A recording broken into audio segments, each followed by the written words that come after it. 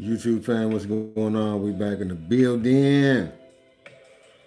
We got more legendary. Y'all see it? Legendary. Legendary. As bad as it hurts your feelings, this what it is. These people are geeking over this jersey right here, man. This is Shedeur Sanders jersey. And trust and believe, there is no other jersey in the NFL that is in demand right now more than this jersey right here, man. So shout out to Shedeur Sanders, man. When you come into the chat, make sure you double tap that screen. We on fire. It's going down tonight. And we're going to be talking about the Cleveland Browns and what's been going on in the front office. Jim Haslam, Kevin Stefanski, Andrew Berry, Tommy Reese, and some of the new detail that is going on with this Cleveland Browns coaching staff.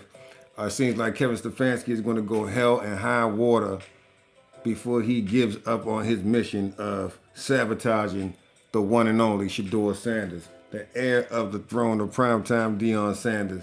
And it is really a shame, but it is what it is, man. One thing is for sure, two things for certain. That boy is not bothered. That boy is not shaken. That boy is not in no type of way at his worst. He knows what's going on. He knows what he's up against. And he's been prepared by one of the best to ever prepare for an NFL game. Shout out to him, the one and only primetime Dillon Sanders.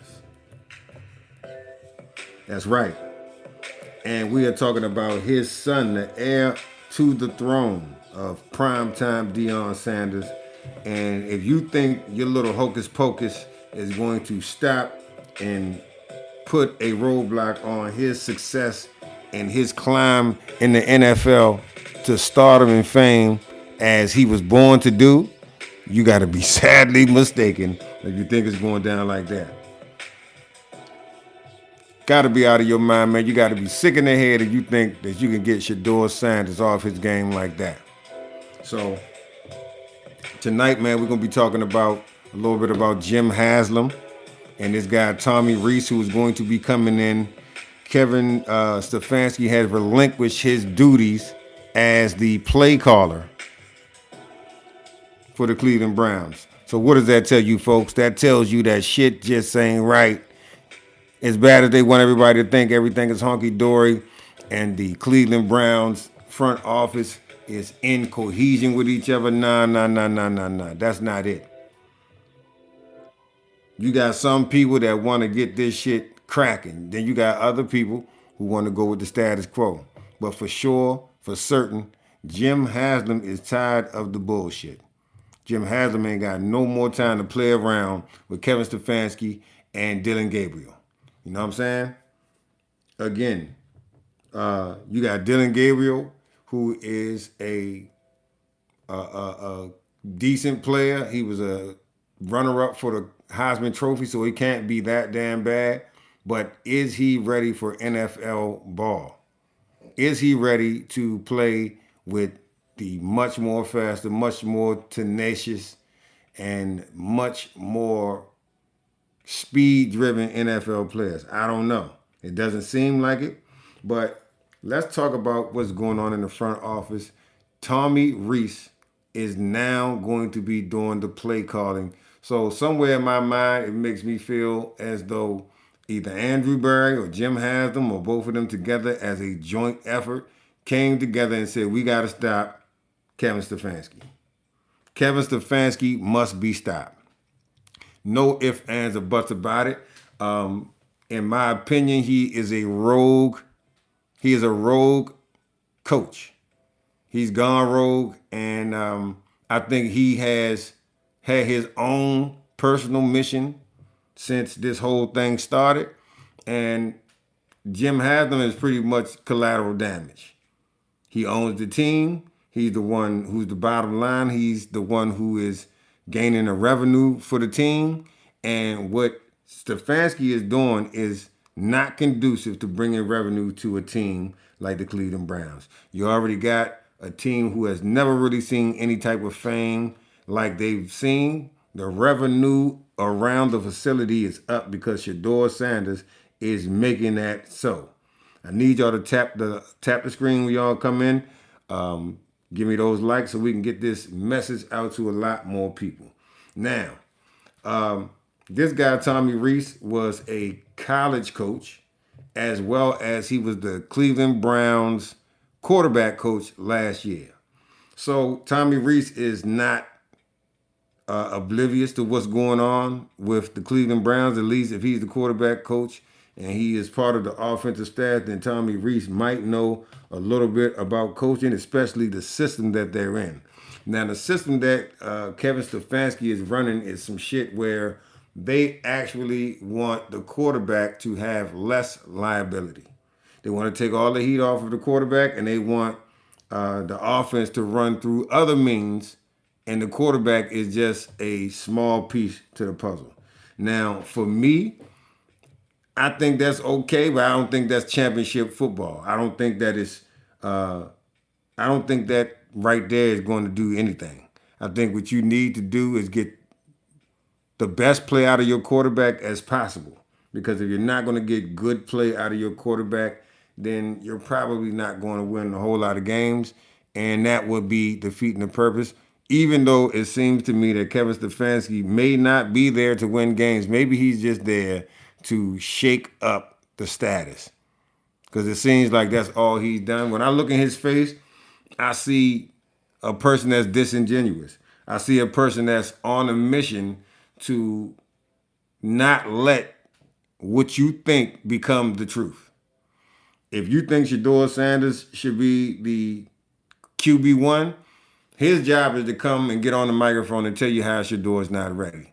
But from what I heard last week, when Shedeur said it wasn't my, you know, it wasn't my decision to not play. I didn't tell them that my back wasn't good enough to play, which is telling me that Stefanski took it upon himself to make a decision for Shedeur Sanders, or he made a decision as a coach. He don't need to make a decision for Shedeur Sanders, but he definitely made a decision that would imply that Shedeur Sanders was not physically ready to play. And what I saw from his tweets and the encrypted messages that he left on his social media, it doesn't seem like Shedeur Sanders felt like he couldn't play. And then, they got this thing where he said he was about to get Big ready, and the whole internet damn near crashed. Just from this man saying two words, I'm about to go and get Big ready. See, one thing is for sure and two things for certain. You can't stop Shedeur Sanders, and you can't stop the star power. You can suppress it. You can make sure that nobody is really believing it wholeheartedly because y'all putting out so much mess in the air. But anybody that knows football can see. You go and listen to Shady McCoy and guys like that who know that Shedeur Sanders can ball. Who am I taking? Whose word am I going to take? Am I going to take Shady McCoy's word, or am I going to take somebody's word who just caught up in the web? But let's listen to this NFL take right here. It says Kevin Stefanski would rather quit than play Shedeur. That's a goddamn shame, but let's listen in. I gave up my play calling. I was in the middle of a game, and we lost Alex Smith the week before, and then we lost Colt McCoy, broke his leg. And then when Colt McCoy broke his leg, we had to go to Mark Sanchez. I took my headset off, gave it to Kevin O'Connell, said, "You call plays." Of course, the first play call was a 90-yard touchdown. I said, "You're the best play caller I've ever seen." Yeah. After that, we didn't do shit. But anyway, I think a lot of times the head coach, though, the preparation needed to come up with a game plan and call plays effectively can become overwhelming, especially with all the pressure on you. And if you have confidence in your offensive coordinator, if you're on the same page, technically it's like the same person calling plays because you're actively involved in a game plan. A lot of it's situational football, red zone, third down, short yardage, first down shots, you know what I mean? So you're still active in the game plan. You're just letting them have the headset and talk to the quarterback. And maybe that is a calming feeling for the quarterback to talk to the coordinator. Maybe they'll be on the same page a little bit more. And maybe Stefanski just wants to take a step back, take the headset off, put the headset on. I mean, chew some gum like some of these other coaches do. You know. Man, Stefanski's just trying to buy a few more weeks. Leave his job. Hey, he's trying to buy a few more weeks. I don't think that'll have an impact regardless if he gives up the play calling or not. I ain't saying he's trying to save his job. I think his job pretty much gone. I think his time is up in Cleveland. But I think he's just trying to buy a few more weeks just to say, all right, well, Dillon is good. It ain't Dillon, it's me. Let me let somebody else call the plays. And that's just going to give him a few more weeks. Wow, y'all heard that, right? He's saying that Stefanski right now is basically just trying to buy some time for Dillon. All he got to do is say, hey, look, it's not Dillon, it's me. Let somebody else do the play calling. Give Dillon a few more weeks, man. Give him some time. Let him get himself together and get his game a little bit more tight, and then we'll go from there.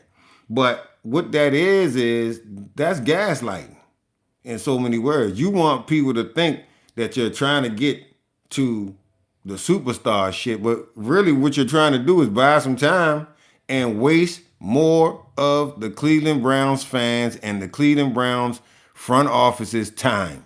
You know what I'm saying? Like, don't forget that Shedeur Sanders more than likely would have been a rookie of the year.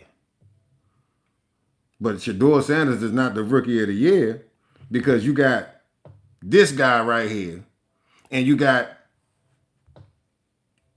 this guy right here. I don't know. You know what I'm saying? It seems like they're married to each other in some kind of way. Dillon Gabriel is being propped up by Kevin Stefanski in so many words. I don't think the management gives two shits about Dillon Gabriel. I think whatever Kevin Stefanski and whatever relationship he has with Dillon Gabriel, that is what the ship that he is sailing, and he does not want to jump off of that ship. He wants to make sure that he clouds the mind of people who know better when it comes to talent and Shedeur Sanders and Dillon Gabriel. You know, when I hear people sit back and say, well, I don't know, I'm not sure who's better. You know, I hear a lot of these Cleveland Browns podcasters, and their sentiment that these guys have is that they don't know who's better. Man, if you don't get the fuck out of here, we know who's better. You can act like you don't know who's better, but, you know, money talk and bullshit walk a whole goddamn mile. Numbers don't lie. Men and women do, but numbers do not lie. So no matter what you want to say, all you got to do is go and look at the numbers. You can go and look at the numbers, and it will support the fact that Shedeur Sanders is a dog. Shedeur Sanders is a top pedigree athlete. So, you know, we're not even going to keep on beating that same dead horse. But what we are going to say is, I'll beat the Dillon Gabriel horse because that shit is over. We done wasted enough time with Dillon Gabriel. Did y'all see Jacoby Brissett last night? And so I saw a podcast earlier where it was saying that Marvin Harrison Sr. can't stand to watch the Cardinals offense because of Kyler Murray. Now, Kyler Murray just so happened to be off last night because he was hurt. And lo and behold, Jacoby Brissett came in the game and looked like fucking Joe Montana in the same offense. So now you got a whole offense or a whole offensive coaching staff that's thinking, damn, Jacoby Brissett looks 1,000 times better than Kyler Murray. I think they were saying that one of the receivers that caught 2 touchdowns last night had only caught 1 touchdown from Kyler Murray in 3 to 4 years. I think he said he found him in the end zone twice in 4 years, and Jacoby Brissett found him twice last night. Now, this ain't to get on Kyler Murray, but what it is saying is that when you have the athletic tools or the athletic attributes, you're a certain height, you're a certain weight, you know what I'm saying? You can operate an NFL offense more sufficiently based on your physical attributes. But when you're somebody like Dillon Gabriel and you're so, you know, below the limits or below the average of what a NFL quarterback is, it's not going to translate well for you because you're going to have to do all of this extra shit. Kind of like how they had to do Brock Purdy. They had to do all of these tricks and all of these fakes and all of this extra shit just to get him to do shit that a regular quarterback does. Dillon Gabriel isn't even that fucking good. You know what I'm saying? You could send Dillon Gabriel somewhere to some league that's outside of the United States and he'd probably do well, if there is. Send him to the Canada League. You know what I'm saying? Send him to the fucking Hawaiian League or wherever. But to me, the NFL just is not a destination for Dillon Gabriel. Not even as a backup. Because if that was his backup performance, it wouldn't have been good enough. Jacoby Brissett is a backup, and he came on the scene looking better than the fucking starter. So what the hell does that say about Kyler Murray? Maybe they're giving Kyler Murray a little bit too much goddamn credit. You know, Kyler Murray definitely got an arm. I give him that. But physically, he's just very, very small. And so he's got to do a lot of running around and all that shit, man. But long story short, Kevin Stefanski is no longer making the play calls. What does this mean for the Cleveland Browns? Does this mean that eventually we're going to see Shedeur Sanders? Because from what I'm saying is, listen, you give Kevin Stefanski and Dillon Gabriel a chance. It didn't work. Kevin Stefanski wants to relieve his duties as play caller. You give it to somebody else. If that shit don't work, that's it for Dillon Gabriel. That's it. That's it. We don't need nothing else from Dillon Gabriel. He's done showed us exactly what he is and what he's done or what he can do. But I don't think it's much more than what he's already done. And I think his last game that he played, he tried harder than any other game. He had less restraints on him from any other game. He still didn't do shit. Still didn't do shit. So what I need for y'all to do is double tap the screen. We got quite a few people in here.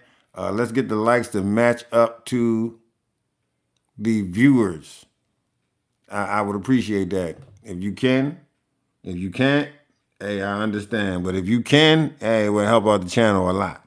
So, man, let's finish listening. But I had to definitely lean into that one and let y'all know why they do what the hell they do. So you can see what Dillon do with this coordinator, and it's bullshit, man. We know what the problem is. You know what I'm saying? That's not to change that the whole Ohio. They to change that Ohio want to see. They don't got no problem with the play caller. They got a problem with the one executing the plays. So, hey man, it is what it is. It's smoke and mirrors to me. It's some bullshit. Hey. It's so easy to become a podcaster with Riverside. Smoke and mirrors, some bullshit. And a way to record it. Here's how it works. First, go to riverside.fm and open. Ever had a skill? All right. Skip this. All I know is that Dillon Gabriel is not the answer. And Shedeur Sanders will be if he gets an opportunity. So what's happening right now is I look at Dillon Gabriel's stats, 59% completion, 171 yards passing per game, which is bottom of the barrel. This is even worse, 4.9 yards per attempt, bottom of the barrel. 4 touchdowns to 2 interceptions, which he had none, and then last game he had a couple. His QBR is second worst to only Cam Ward, 27 to 24. Pro Football Focus ranks him the worst quarterback. So, I know Cam Ward got a bad team. I get it. But this is the fucking NFL. So what? I thought y'all said Cam Ward was so goddamn good. Well, he looks fucking bad to me. Cam Ward has not looked good this whole season. When he does interviews, he looks like he want to cry. Cam Ward is, in my opinion, never was as good as Shedeur Sanders. It's just that Cam Ward was the token guy that, you know, people say, hey, this can't be about, you know, anything racial because the number one overall #1 guy was still a black guy. But he's not he's not the heir of the throne to primetime Deion Sanders. This ain't got shit to do with, per se, just race. Yeah, they don't like the fact that Deion's a confident black guy. They hate that. But it ain't all to do with race. You know what I'm saying? It's more to do with the fact that they don't like cocky Deion Sanders. They can't stand Deion Sanders. Shedeur damn sure ain't been around in life long enough for people to not like. Some of these dudes is 80 years old that's mad at Deion Sanders and shit. But, yeah, I just had to tap in on that, man. Double tap the screen when y'all in here, man. Shout out to you. I appreciate y'all stopping in and listening. Let's chop it up a little bit more. By far in pro football. So I've seen enough, and yet Stefanski knows that over his dead body as the head coach will Shedeur get an opportunity. So he's saying, well, I'll switch up to Tommy Rees. And I've always liked Tommy Rees because he coordinated at Notre Dame, and then he coordinated for a year at Alabama. And I think he could be pretty good. But Stefanski is saying he's seeing the writing on the wall. It's not going to get any better with Dillon Gabriel. Stefanski knows Dillon Gabriel ain't it. So now, if Stefanski keeps calling plays, it'll just look worse and worse for Stefanski. So he is shifting the blame. He's saying to Tommy Rees, well, you sit on the hot seat. You call him, and then I can say, well, don't look at me. It's his fault. Look, we're going nowhere slowly because of his play calling and not me. So he's just, it's a last gasp.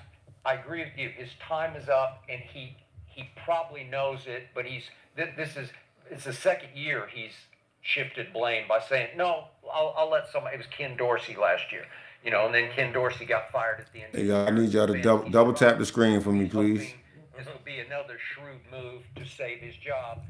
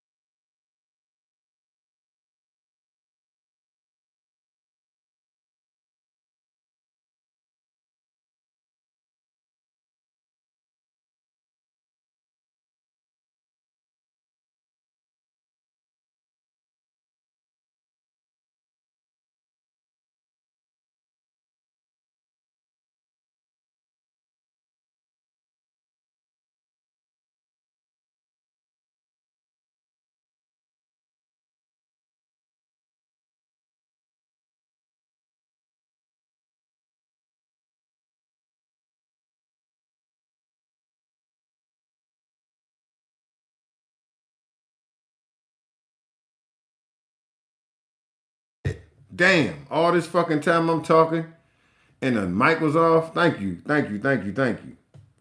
Ben, I appreciate that, man. Damn. I just said some profound shit and y'all didn't even hear it. The viewers was going up, so I thought y'all could hear it. But let me back this up since y'all didn't hear that. And we gotta hear what these guys are saying. They saying some profound shit. Get a change. Let's see how Dillon look with this guy. It's just, what's the point of drafting Shedeur if you're gonna do him like this? I don't get it. What's the point in drafting Dillon if you're going to do him like that? Like what? Like let him only play 3 games and then He played 4 games. Oh, 4? Yeah, that's what happened. That's what happened. You get you a nice 4 game. Did y'all hear that? He just said, why draft Shedeur if you're going to do him like that? He said, well, why draft Dillon if you're going to do him like that? And I get that part. But the bottom line is this. Dillon Gabriel has had his chance. And he's not doing good with it. How many fucking chances are you going to give him? Because I'll be honest with you. Cam Ward is throwing the ball down the field. Dillon Gabriel got 1 completion longer than 20 yards. 1 out of 4 games. 1 completion longer than 20 yards. And only 4 attempts over 20 yards. So at the end of the day, man, we sitting out here fucking debating whether or not a guy who's doing high school numbers, double tap the screen when you come into the chat, please. A guy who's only doing goddamn high school numbers against a boy who can throw downfield, tight windows, spiral, accuracy, everything you want in an NFL quarterback. He stays and he delivers the pass while taking a big shot. We know Dillon Gabriel ain't never be able to take a big shot. Never. Hey Ben, man, I truly appreciate you for that, man. I was putting in work, man. I was talking real good shit, and y'all ain't even get a chance to hear it. I'm trying to repeat it back, but let's listen. You ain't the answer, but Drake May didn't look very good 4 games last year. I'm telling you that. I'm okay if you're gonna keep Dillon as a starter. You draft a first round pick or a 3rd round pick. But I'm saying if you drafted him to be your guy, don't bow out and say, "Oh, I'm gonna let him come play." Ain't not gonna be the guy. Man, bro, you don't got your quarterback. If you got a 1st round pick like Drake May, then all right, we let you stay. If you a 4th round, 5th round, 6th round, bro, you get about 4 games. If you make a difference, you make a difference. If you don't, you get your ass out. That's how it's always been. Jay, you know that? You see how I grew, man. You've been, man. You've been around enough. It's the you did it yourself. I'm not arguing. I agree. I would like to see Shedeur myself. However, he's lying. There's another quarterback involved here, and only playing 4 games is really unfair to the kid to be batching him to throw in a 5th rounder right away after only 4 games. Hold the fuck up. Running game's not very good. My thing is Stefanski. Don't bow out. What? Y'all hear that shit? To throw in a 5th rounder. Listen. It don't matter what round you get drafted in. Tom Brady was a fucking 6th rounder. So I don't want to hear that shit. I don't want to hear that shit. And not only that, Tom Brady wasn't projected to be top 5 in the draft. Shedeur was. You know what I'm saying? It's a lot of fucking NFL Hall of Fame quarterbacks that did not go in the 1st, 2nd, or 3rd round. They went 4th, 5th, 6th round. It's no big deal. Most of the quarterbacks that go 1st round end up being busts. End up never really fucking having a winning career. Phillip Rivers and fucking Matt Liner. All, you know, dudes like that was supposed to be the best guys coming out of their class. But when it came down to it, they couldn't do shit. Not in the NFL. Ryan Leaf. Dudes that they had supposed to have been the best ever. And they was shit. In the later round draft picks always mostly pan out to be better than the 1st round picks. So I hate when people say that. But let me get back to this. And not get so bothered by what this dude just said. But let's tap back in. Pick the dude. The running game is good. Don't bow out. Yeah, that's true. Or at this point, let him just go out. But Like, I'm just saying, everybody wants it. If you gonna put Shedeur in, that's fine. But if you gonna keep Dillon, like the thing is, they're not handling it well. Period. If you saying Stefanski is saying Dillon is my guy, we've said that. Don't bow out on him. Like if you wanted him to be your guy, you ride the ship with him, and y'all keep calling the play. I'm gonna leave Dillon in, but I'm gonna let him call the plays. Don't leave him out there by himself. If you gonna go out, take your man with you. Like if y'all, this is who you wanted. Yeah. Don't put it on somebody else. No, you stick with your guy. Like I don't like that. If you gonna switch it up, if it was all even close to being okay, then you leave him in there though, bro. It's trash. It's beyond trash. You know what I'm saying? It's scary. You don't look comfortable at all, bro. It's Move not on. the end of the world, I'm telling you. He's going to have a long career ahead of him. It's not that important for him to play week 9 in his first year when he hasn't had a lot of reps. You're going to say, that's bullshit. He can play. You guys don't know what it takes to call play in the huddle and recognize the defense and look at the front, handle the blitzes. They're going to blitz the shit out of Shedeur because they know he can't run very good. So he's got to know the blitz pickups. He got to know that's hard to do. It's hard. So it's not the end of the world if he doesn't play this year. You're right. It's not the end of the world. I agree. I agree right there with him wholeheartedly. Shedeur Sanders does not have to play this year. It'll be a fucking shame if he didn't. Damn, that's Jay Gruden? I didn't even fucking know that. Yeah, I didn't even fucking know that. I don't trust the Grudens at all. All the shit that they was caught up in and scandals and some of the shit that they was saying in those emails and shit, they're not the guys that I trust and want to fucking talk to and hear shit from. But, damn, I didn't even know that was fucking Jay Gruden. Appreciate that.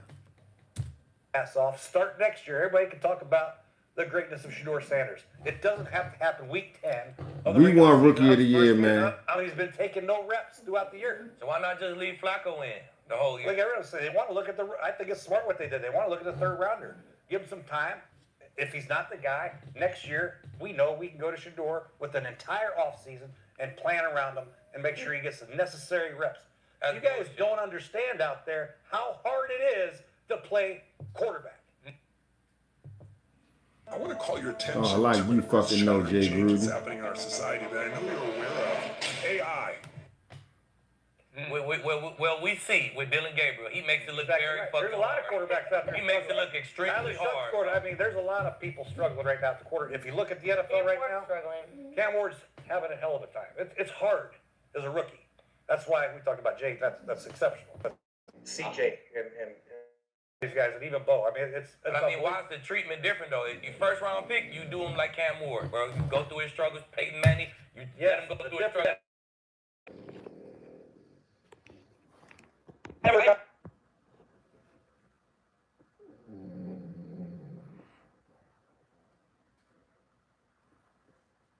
no other third round. They started in training camp and OTAs where he was a starter, getting every rep, calling every play.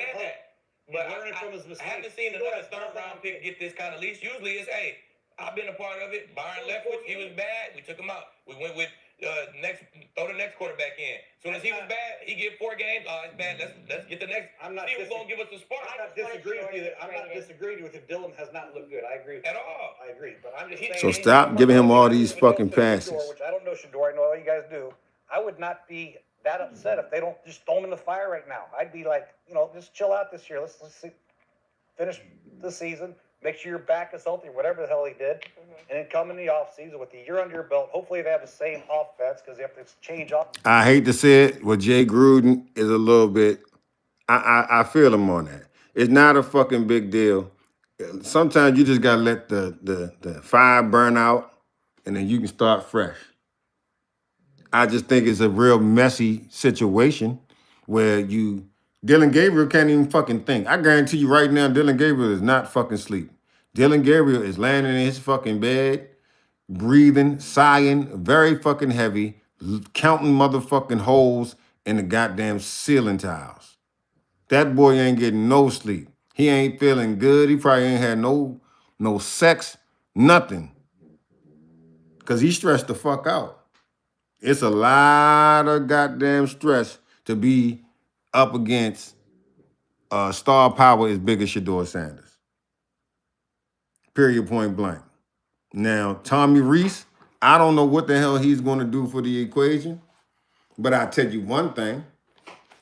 Dillon Gabriel's chances will probably be exhausted. If Tommy Reese can't get this shit going, which we already kind of know he can't, we already kind of know that, you know, this is not it.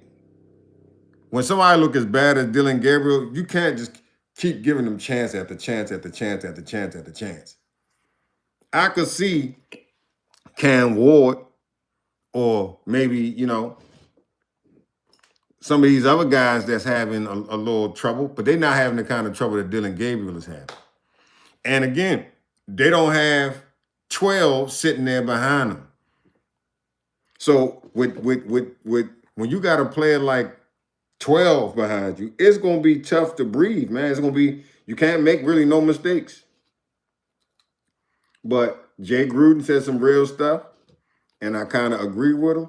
If Shedeur Sanders don't play this year, he might have just dodged a fucking bullet.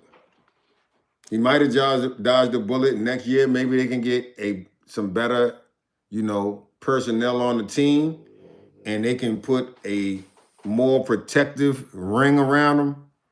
You know, I heard somebody say that Stefanski was trying to save Shedeur from blah, blah, blah, blah, blah, blah. And I had to think about it for a second. I'm like, damn, well, maybe he is. Everybody's on his case. Everybody's saying that he's, you know, trying to sabotage Shedeur's career, but maybe he's trying to save him. I don't know. I'm trying to get this man the benefit of the doubt.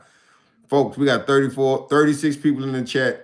Please do me that big favor and double tap your screen so I can get those likes, so I can get that algorithm moving, and we can get more people up in here, man. Let's get our chat up to 100 and let's go. Let's go. We having a good chat right here. Shout out to my man Ben in the chat, man. Ben been holding me down with information. Ben been holding me down with letting me know the quality of the actual live stream, because shit, I didn't even know that y'all couldn't hear me. But thanks to my man Ben, I'm good. Ben says Browns can't just wait because they will have to draft a QB in 26 if they don't play Shedeur.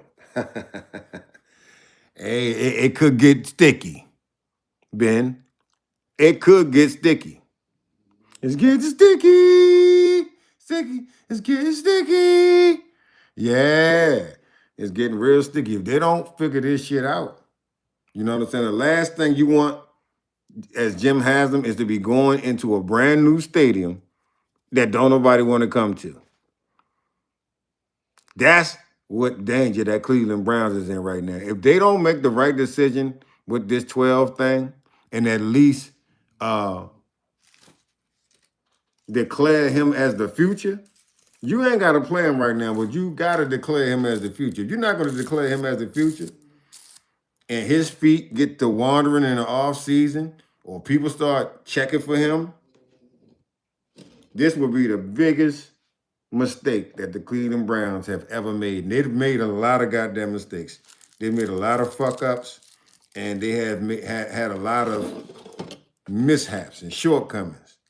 This would be the biggest debauchery of any NFL franchise and the biggest of all franchises if they mess this up with Shedeur Sanders.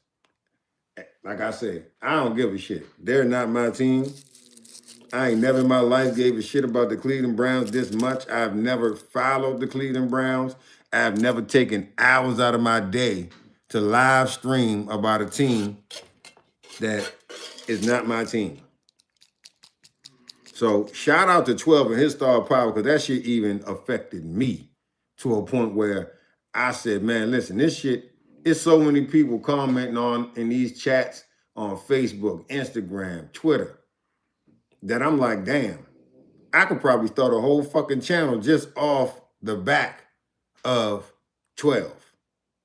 Because Dillon Gabriel ain't it. I mean, his name is ringing in the algorithm too, but y'all know why it's ringing. I wonder what the hell Dillon Gabriel's parents His close friends and loved ones are telling him right now. What they should be telling him is, man, do your best. Don't let this shit get to you. But damn, I want to see Shedeur play too. Come on, man. Hit that like button, man. Double tap the screen. We only got 3 likes, man. I need y'all. I need y'all bad. You know what I'm saying? I'm dropping jewels in here.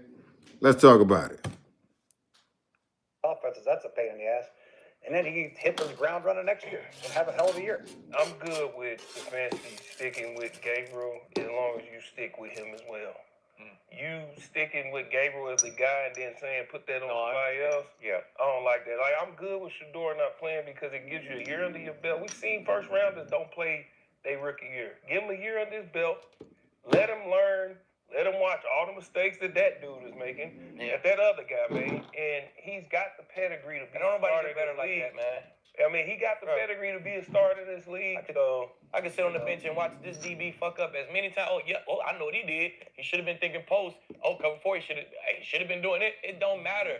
I'm going to get better when I get my ass out there and actually get game ready to get better. There is truth to that. However, at the quarterback position, it's been well documented. There has been very good quarterbacks who had that first year learning under a veteran, right? Aaron Rodgers sat behind Brett Favre. And it's been well documented it's been well documented. Steve Young sat behind Joe. You want him to go into this dumpster fire with where he's at right now. I do. And what happens if?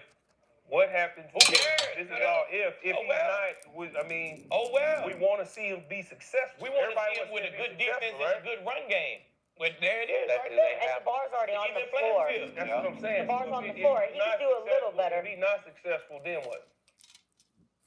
See this property on Craigslist for If he's not successful, he's just not successful. You know what I'm saying? We tried. I mean, it ain't no guarantee. I'm almost certain that when 12 does get in the game, it ain't gonna be no ifs. The boy gonna ball out, period. We can all stop talking about it. You also knew the Cowboys were going to Super Bowl. So let's just talk about it. Nobody said that. Nobody said that. The playoffs. Oh, well, it don't get no worse. It don't get no worse than you 2-6 right now. Hey, what are we doing, Coach? I'm just saying. Let's give us a spark. I just want to try to win the game. I'm not a Shedeur hater. I want Shedeur to do well too, but I just think Jay Gruden said he's not a Shedeur hater. Right now, I think it might be a mistake. It wasn't a mistake with Dillon Gabriel, though. We threw him in the fire. That wasn't a mistake, but it's a mistake if we throw Shedeur in. Like, what? Hold up. And look at how. That's profound right there. Jay Gruden might be one of those guys that be in these chats, that be in here acting like they don't have a problem with Shedeur the whole time. They really do. It's just that the reason that they don't like Shedeur, they can't say it because they're not proud of saying why they don't like him. You know what I'm saying? I'm one of those guys that, listen, if I don't like you, I don't like you. But I ain't gonna lie and say that you're not good. If I don't like you, I can tell you I don't like you. I can tell you why I don't like your motherfucking ass too. I was so happy when the Browns drafted Shedeur. He said, don't draft me if you're not trying to change the program. He's what the Browns need. Yeah, man. Yeah, Jay Gruden on here, he's schmoozing. He's acting like he's not a Shedeur hater, but in fact he is.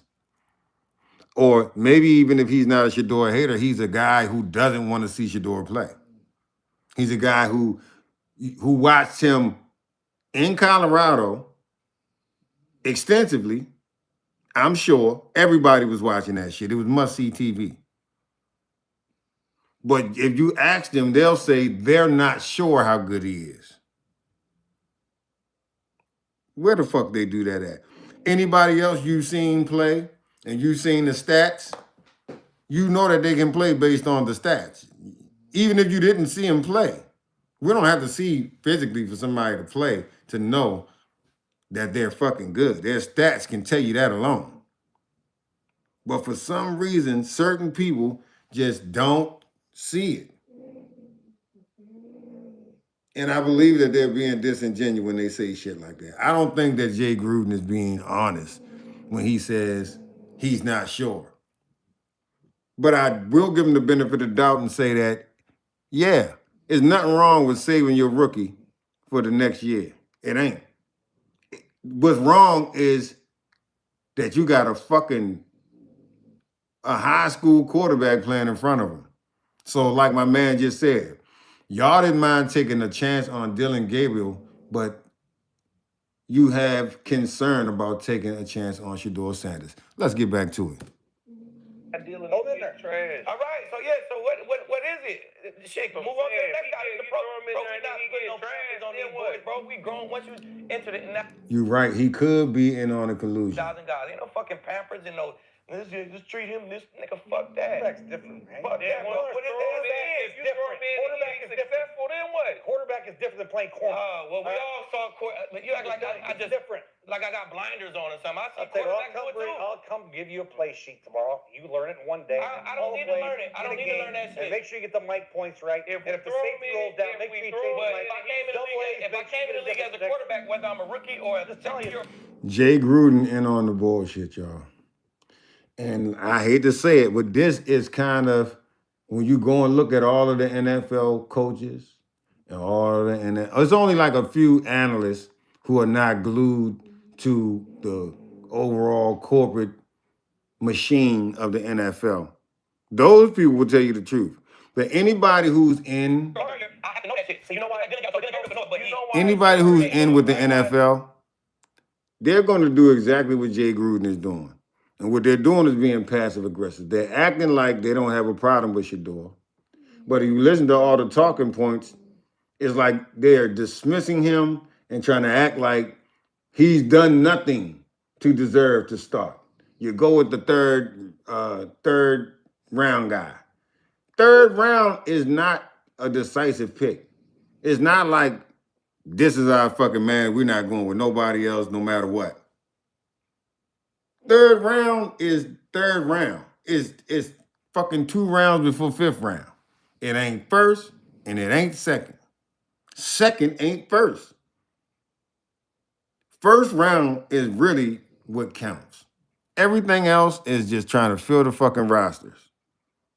You don't really mean shit in the third round, just like you don't mean shit in the fifth round. But if they're going to stand on, oh, Dillon is the third rounder, that shit don't hold no weight. Third rounders got to fucking work for the job. Dillon Gabriel didn't work for shit. Let's be honest. Dillon Gabriel did not work for this job. Dillon Gabriel was handed the job, and he's been in control of the job. He was handed the job before Flacco was even out of fucking town. And the way he was handed it was because he was QB2. When he didn't do shit to deserve it. Everybody saw that and was like, why the fuck is Dillon Gabriel number 2? And then all of the passive aggressive people said, oh, because he's in the third round. He was picked first. I happen to know it don't matter when the fuck you get on the team. It matter how well you play. Yes, of course they have a expectation of a first rounder, which is way different than a fifth rounder or anything after the first round. But that don't mean that fourth round draft picks are not going to pan out to be some real legitimate shit. So that's what it is. All right, well, Dillon Gabriel doing it, right? Well, why should Let me tell you why he hasn't done it. Why it's different. Because look at the conversations we're having over this 5th round pick. Mm-hmm. This is what we're so Dillon Gabriel. Because that's where it started, bro. He's not even a 5th round pick in my book, bro. That's where it don't matter. He got picked in the 5th round. That's where he's at. Well, that's so bullshit. Dillon Gabriel is not playing well. It ain't national news. If Shedeur Sanders doesn't play well, it's national news. It's gonna be everywhere. Are you predicting? Why not? Why? You're predicting he's going to play poorly? That's not what But I'm why saying. though? Because they know he's not If he he's does not play your ordinary bad, fifth round pick. if he does play bad, it's going to be hell to deal with. So why not put him in the best position? Bro, he's not your regular 5th round pick, bro. You're not ranked the top quarterback all through the season, have a pretty damn good season, and then just fall to the 5th round. It's not fishy to you, G. That's like that gotta be fishy to you, G. It's not. Come on, bro. Like being a 5th round pick, I never. That dude is a fucking, he's a lying motherfucker. You thought he was a 5th round pick, though? Never. You thought he was at least going early second, right? At least second. All right, second round, not 5th. Like, come on, bro. It's It's clear as day that it's some bullshit going on why he went in the 5th. And it's clear as day that it's still some bullshit going on with him. So, like, come on, bro.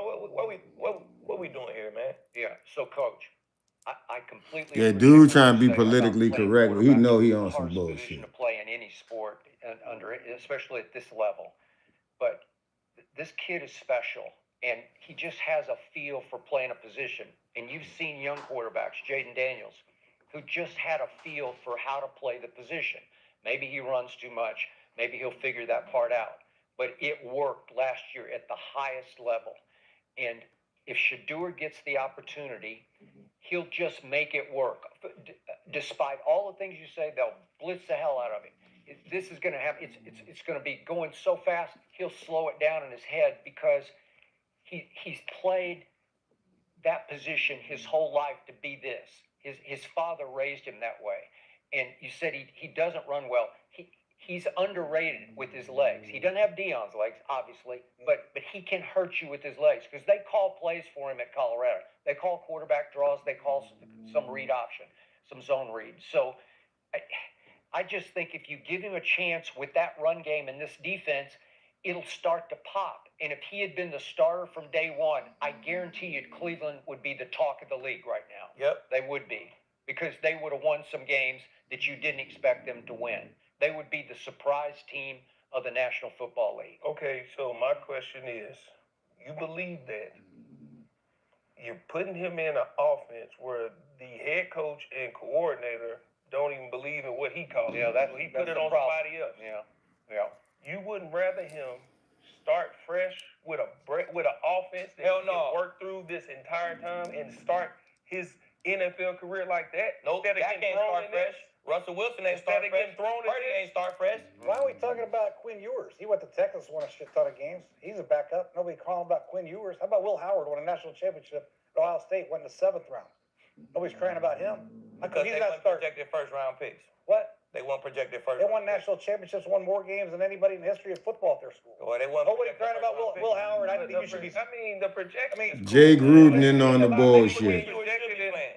A lot of people get you good now? projected and Quinn Ewers should be playing. Tua need to sit his ass down. Quinn Ewers should be playing.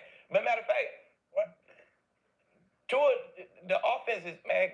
There's no rush. My point is Tua's this. not looking nearly like Dillon Gabriel is. I appreciate your passion for Shedeur because I know everybody loves him. I appreciate it. But there is no rush to just throw him You in hear there. that There's no bullshit? rush. Just take It a is deep I breath. appreciate your passion for you Shedeur. rush him out there and he don't It is have the rush. success, and then No, You're trying to win games. No. We play to win football games. That's what we're trying to do here. You know what I'm saying? We trying to win games, right? Before we get 2-10, let's try to win a game. We got a good run game. We got a defense. Let's try to fucking win a game. What we doing? you throwing him in a mess. That's what's the mess. The mess is he's the mess. Kevin Stefanski. All of it is a mess. The run game ain't a mess. The defense ain't a mess. Okay, so the run game's not a mess, the defense not a mess, but now you got a play caller who don't believe in himself, so he put it on somebody Man, else. Now shut we the gonna fuck say, up. this I'm guy tired of threw you him in bitch there. ass But niggas instead of getting still talking in, this play girly for ass him. shit. Y'all said This Kevin is Stefanski gladiator got something fucking right? sports. Don't nobody give a fuck about none of that shit, man. I don't give a fuck if you got turf growing out of your motherfucking chest. It's football, bitch. Don't nobody want to hear all that soft ass shit Jay Gruden talking about. He tripping like shit. You know what I'm saying? Get the fuck on, bro, because you got a personal vendetta. That's why he wasn't playing. Now look at it. He done won his last 5. Get the fuck on. No matter what, Stefanski got to go, bro. Never heard the personal vendetta. I don't know where'd that come from. I don't either. That's what I'm saying. I don't either. Maybe it's because they got maybe he tied in with Dillon Gabriel because they all got the same agent and shit. He just got them personal ties to Dillon. That's what Stefanski got. He got personal ties to Dillon. Huh? We just making stuff up. I ain't making nothing up. Nigga, do the research. Nigga, what you talking about? What I'm making up, they got the same agent, they represented by the same guys and all that shit. Do the research. He got a personal vendetta against him. We're just making that up. Hey, He said that? No, but the league did. The league has. What did he say? Well, my brain did. It's clear as fucking day. I ain't retarded, nigga. What you talking about? That's something. What you mean? I ain't dumb. I don't y'all want making yesterday. it. Y'all making this up. Y'all just making He's stuff locked up. in. Okay. I'm Y'all just what I'm making not stuff making up. up. They got a personal vendetta against him. I bet you if you do the research, I bet you Dillon Gabriel and Stefanski represented by the same agent. I bet you they locked in like that. And he got drafted there. I bet you they locked in What like about that. the other 31? The whole league got a personal vendetta against him? because they didn't like the way he interviewed at the combine. He's the first person I interview well. That's what we saying. He's the first person I interviewed. Okay, Man, who the fuck is this gay ass dude? They didn't like the way. Let's be clear. I think he's far better than 5th round. Far better than 5th round. But shut the fuck up then. How often do you think about If he's fucking better than 5th round, what the fuck are we talking about? Why is your bitch ass still talking? That's what the fuck I'm talking about. Fucking Gerald McCoy. He need to shut the fuck up. Others, not so much. He trying to play devil's advocate up that motherfucker. Throwing your poop is trying to tell you something. Like, get the fuck out of here, dog. What exactly is your poop trying to tell I know you? when somebody It might being a sound gross what you're bitch. talking about. But it's been a conspiracy that the NFL is out to get him. It is, motherfucker. The NFL's out to get him. This one person. It ain't just this one The person. NFL's about making money. All right, it ain't just that one money. person. The NFL been out to get a whole lot of people. Yeah. That's why they put. That's why I ain't all decade. Why I ain't all decade? Huh? It's the first round pick. I got better numbers than everybody on all decade. Why ain't all decade? Because the NFL just put me on the back burner. And you It don't matter. They put me on the back burner. So they have to get me to You be said you did all that stuff. You said you did all that stuff before the draft. They ain't out to get the Gruden at all. They're not out to get the Gruden at all. They have to get y'all too. You know what I'm saying? They done got Can't it. even say monkey. So what did he do? What did he do? It's about his father. What the heck does dad do besides be the greatest athlete of all time? Man, shut the fuck up, boy. You got on hospital pants talking that dumb ass shit. This boy got on fucking scrubs. The owner's gonna say, you know what? I'm 1 minute past my motherfucking hour, and this boy pissing me off, man. But we still got 25 people in the chat. I like to at least get 10 goddamn likes. No, I don't. You know what I'm saying? Y'all listening. Y'all want me to turn this motherfucker off? Let me get some likes, man. Double tap the screen. Please, please, please double tap the screen. He got Sanders take his job. From coach to coach, I think they would be scared. hell. Yeah, come on. I think Okay, so Stefanski's scared. Here's the point. Mel Kiper's been doing this a long time, and you can laugh if you want to, but he is as plugged in as anybody I've ever known because I've been doing this a long time, and I know him well, and he talks to everybody. And Mel Kiper ranked before the draft Shedeur Sanders above Cam Ward on his final board, above Cam Ward. And silly me, I thought Tennessee would Appreciate take him those with the likes. first overall Appreciate pick those because likes. He's that good. And Mel thinks he's that good. Go Fuck after it, him. let's keep And going. that night when he fell just through the first round, Mel threw a fit on air in a way that I've never seen him. He lost his temper on air at the NFL for what you're talking about. Yep. It's a conspiracy where they've all just said no to Shedeur. And then he falls through the second round, third round, fourth round, into the fifth round. And there's one wacky sort of Jerry Jones wannabe owner, and it's Jimmy Haslam in Cleveland. And he's the only one who told his people, I don't care what you think, because Stefanski said no. And I don't care what the GM says. I want him because Jimmy Haslam took Dion and Shedeur to dinner before the draft, and he liked the hell out of Didn't out of he both say of that them. was the GM pick? He did, but He you said gotta the say GM that. picked him. He just tried to make it He look. said that was his He pick. tried No, to make it was GM a out Jimmy of it. Haslam pick. He said the GM picked him. There's a lot of weird stuff. What a GM is the motherfucker that picks the people, not the owner, you stupid motherfucker. But 60% of the chat says I don't no, like no, this play motherfucking Shedeur. We boy. know the people want Shedeur to play. That is something that He we said look Gerald for. I'm just saying McGay. it's not the end of the world. It doesn't fit, okay? That's all. Hey, Ben, shout out to you. I was kind of hoping for. I was hoping that right at the trade deadline, we'd hear he was going somewhere else. I wanted that too. Yeah. I wanted that too. Somebody just pick him up and say, we like him, and we're going to play. All right, man. I'm 3 minutes over my 1 hour. Shit, y'all still hitting the like button? Fuck it, let's keep going. Well, the trade deadline is officially over. Let's keep going. Let's see what's coming on next. Same. Oh, my shirt. You too can DTF yourself with direct-to-film.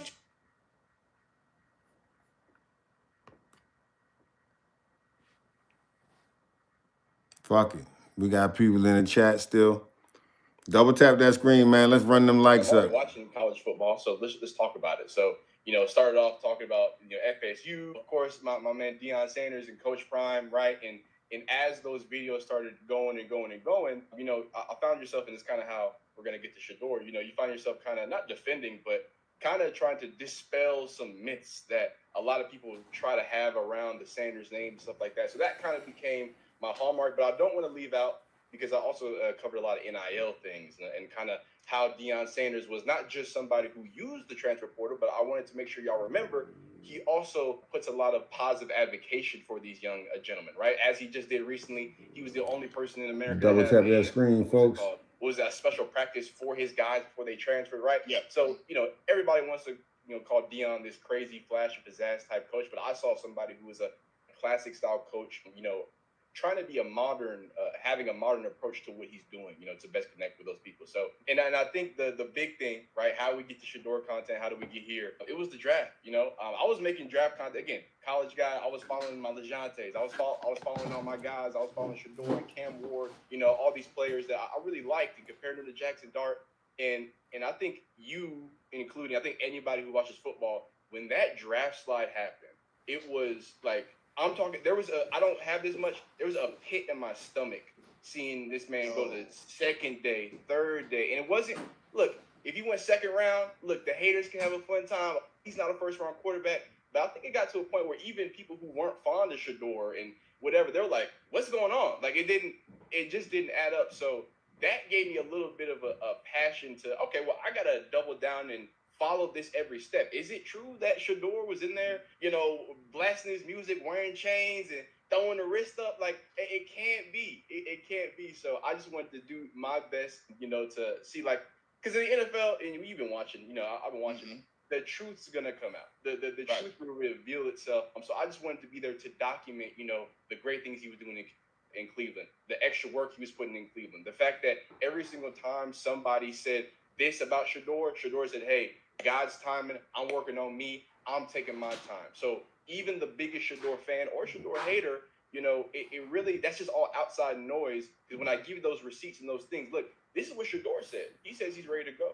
He says that, hey, I'm being patient and I'm confident in my coaches. So I think that is admirable. And, at the end of the day, I love me some Colorado football, right? That was some entertaining stuff. So it's easy to be a fan and kind of just follow him throughout the league. So I think that kind of sums up where we are now. Now we've seen a crazy circus. I've never seen anything like this. Again, I only 25 years young, but I watched a lot of football. This is like everyone seems confused. From NFL to media to Cleveland media, everybody's like, hey, I don't know what's going on, and we need answers. So I think there's a lot of a curiosity that goes along with it too. Man, you know what, teams too. You know what? It's so crazy that you mentioned that, because I always talk about this. There's a level of collective identity. Before before Shedeur was even a Cleveland Brown, I'm in Cleveland.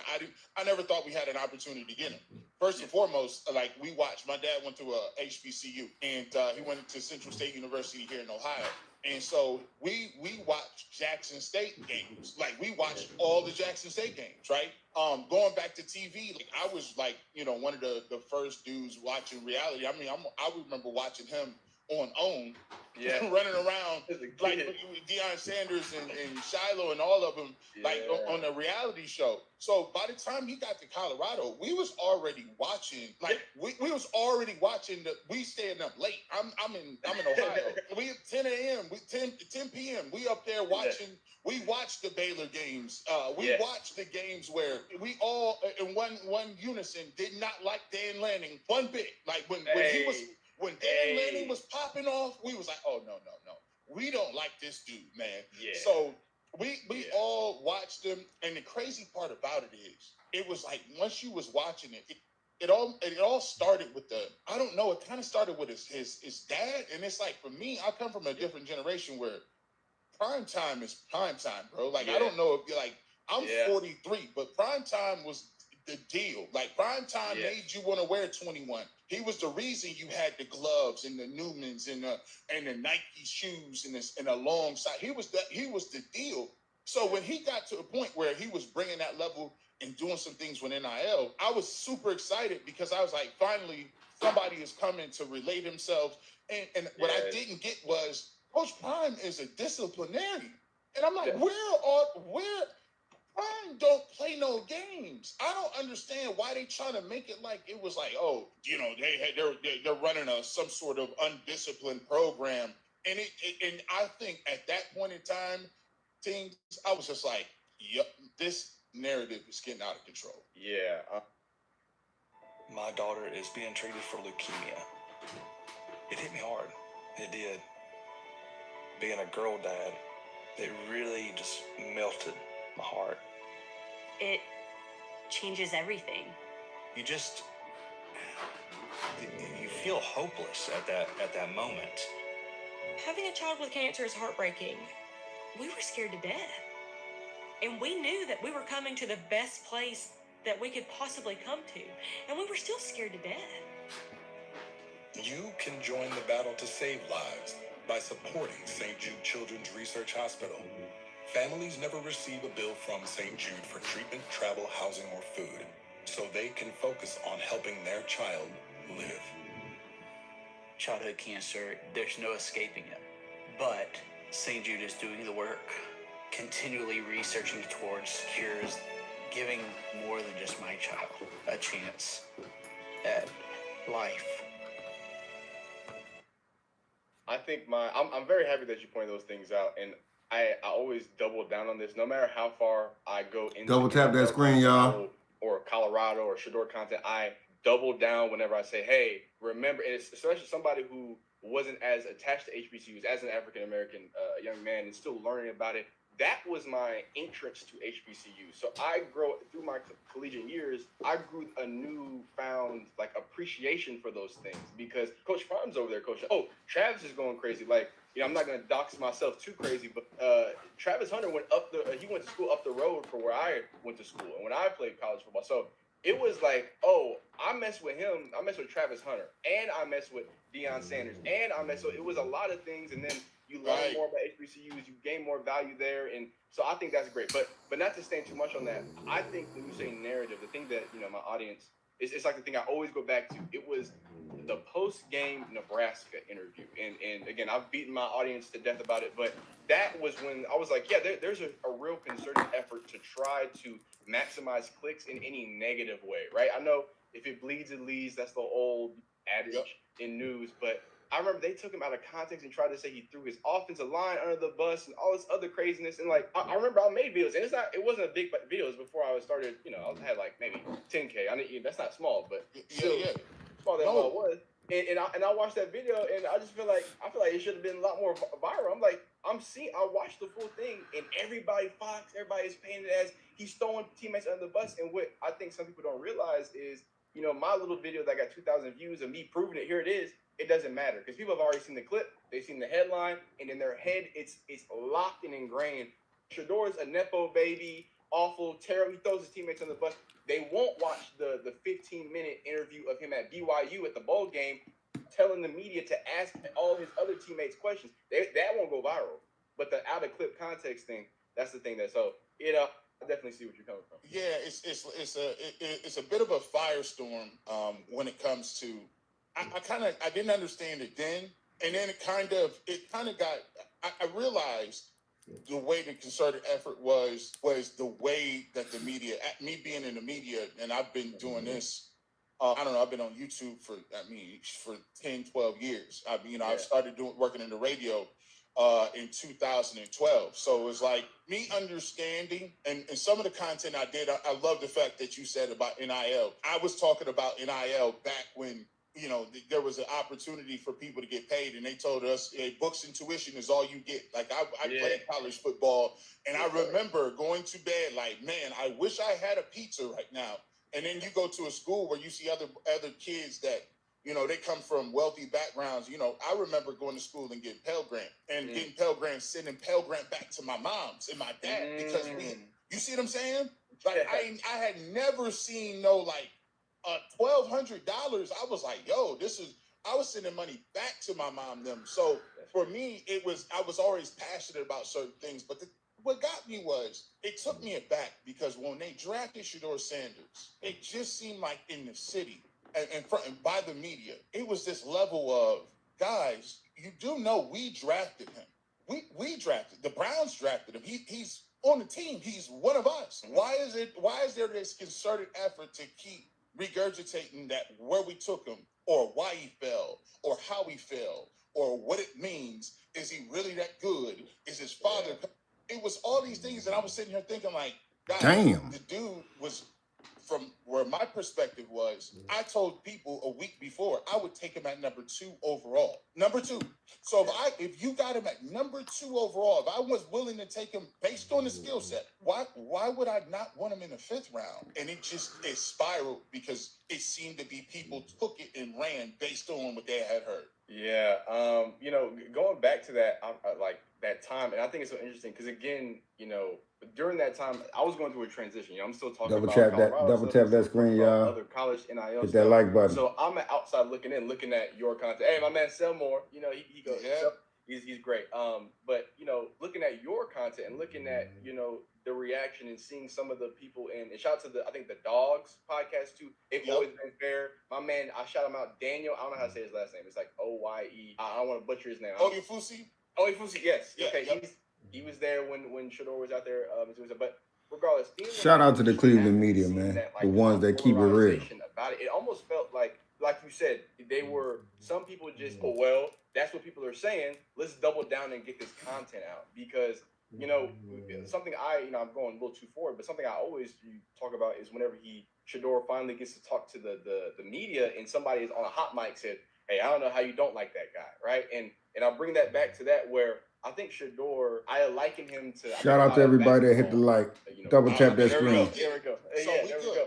So, maybe not as crazy because when I say this, you're gonna be like, whoa, Kyrie Irving only from I feel like he's not as understood. I feel like he's almost intentionally misunderstood in the things that he does. But every single person close to him has positive things to say. So when I saw people trying to demonize a kid who at this point had just fallen to the 5th round, had just had all his hopes and dreams, not thrown away, but literally the league told him, hey, this is what we think of you, X, Y, Z, all this stuff. He gets prank called. People are talking crazy about his dad, which, again, the prank call was insane. That shit was insane. Find out that during that entire time he was battling cancer, but we sweep that under the rug. Nobody want to talk about that ever. But it's cool. So for me, it was just I'm talking about like I watched way too much well-off media videos. I watched the post game. I watched everything, and to me, it's like it really harkened to me that these people are just going to take whatever runs and whatever leads because it's like, man, I sat there, I watched him in losses and wins, be humble, be funny, joke around. Like what I've always said when the leaks came out, I remember the draft. I said, look, Shedeur is someone that you can easily, like I said, misunderstand, maybe misinterpret, right? But I feel like every person that sits down and talks to him is like, oh, he's amazing. He's nice. There's so many other positive things that come along with it. And if you just, not to be too cliche, you just read the flashy watches and the cool chains, you're gonna not like him. But if you hear the substance and what he talks about, it's the complete opposite of how people try to paint him, which is, I think, a glaring, misrepresentation of kind of how he gets down. I dare you to let me build you a completely free. Ain't no question. The boy is misunderstood, man. It's all good. It's all good. We can get back to it. I got a quick video. We took some content, and you mentioned this a little bit about, I think this is one with Rex Ryan. He talks about how is it that, Shedeur Sanders gets into trouble and why you guys making a big deal out of having some self-confidence. So we'll take a look at this and make sure you go check out and make sure you subscribe. This is this is Rex Ryan talking a little bit about what the misconceptions is with Shedeur Sanders. Taken out of context, right?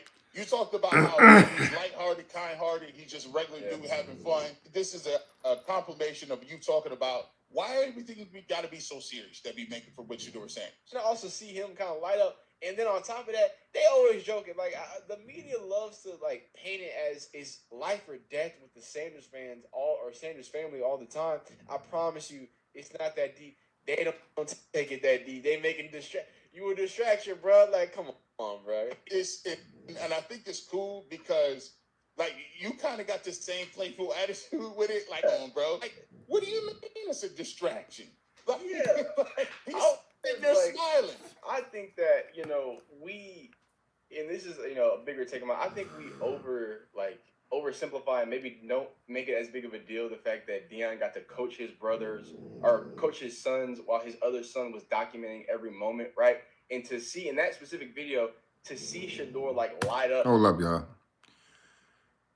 I'm going to read this real quick. Jealousy and envy is real, people.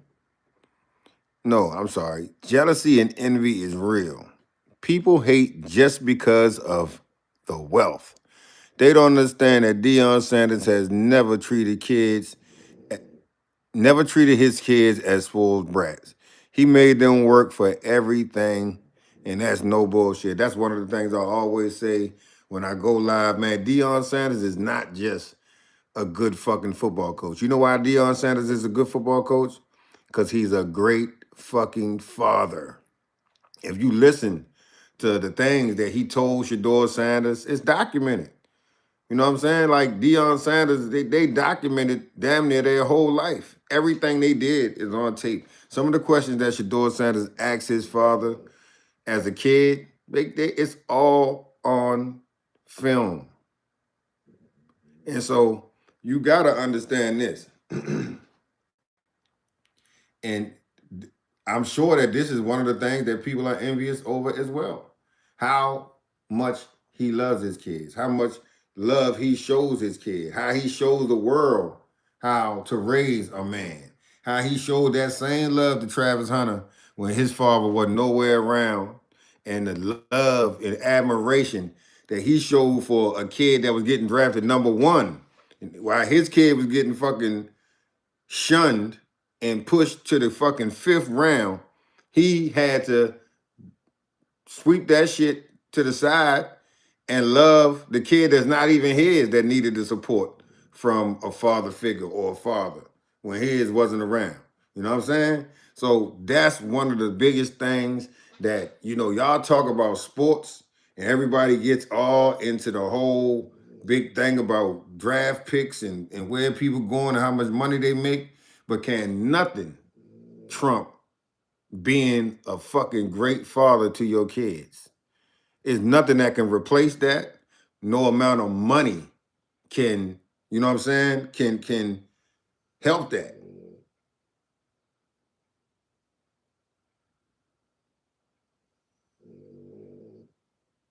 Straight up, Patrick, I agree with you on that.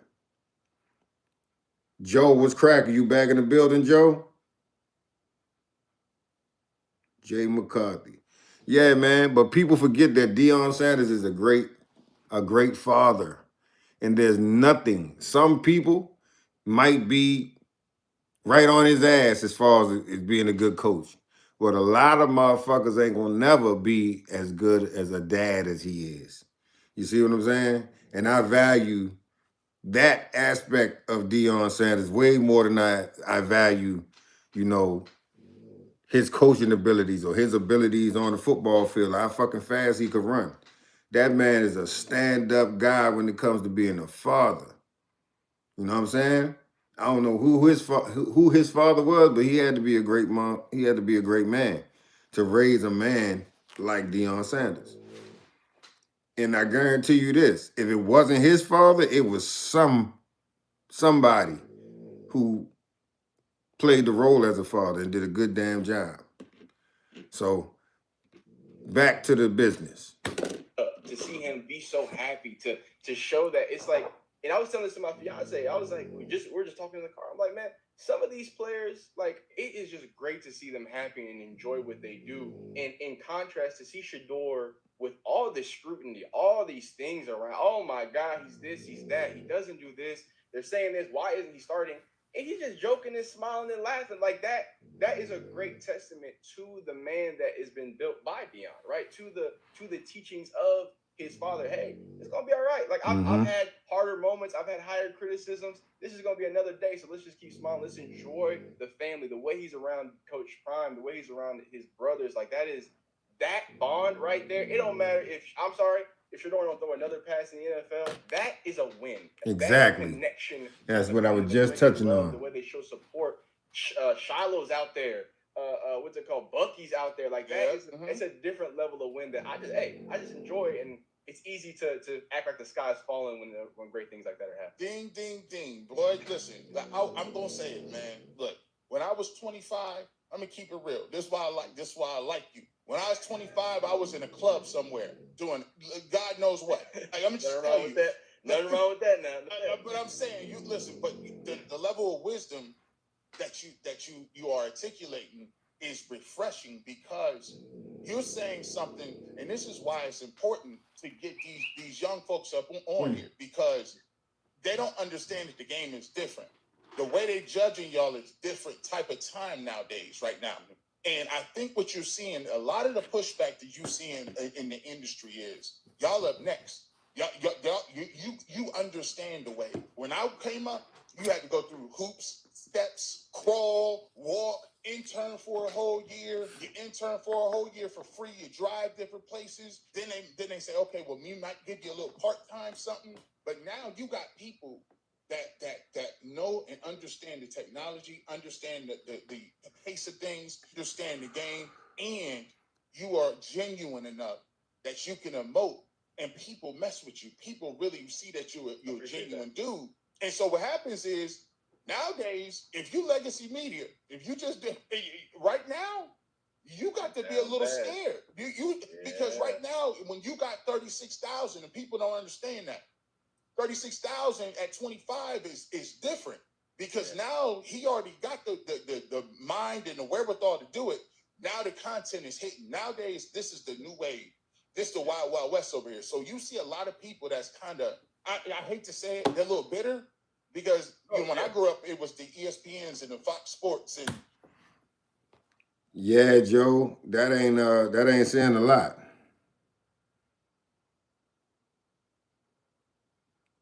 That means JJ McCarthy is ass.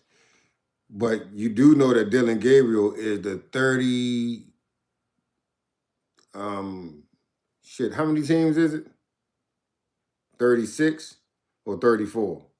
Either way, Dillon Gabriel is second to last. So JJ McCarthy must be the last.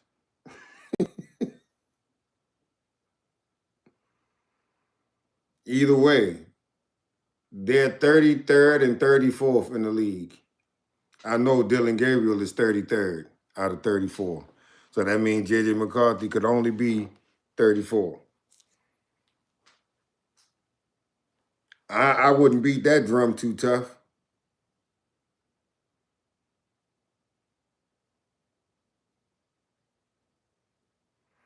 Yeah, JJ did just beat Detroit.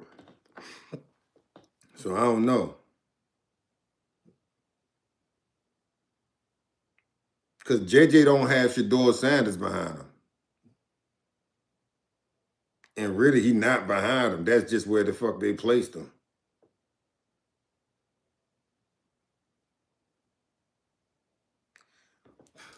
So one thing you can't do is this, buddy.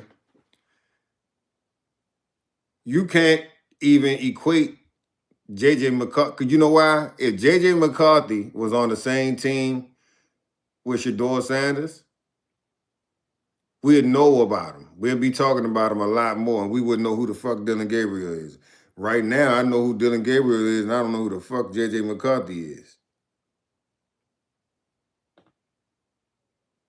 College, listen, can I tell you something?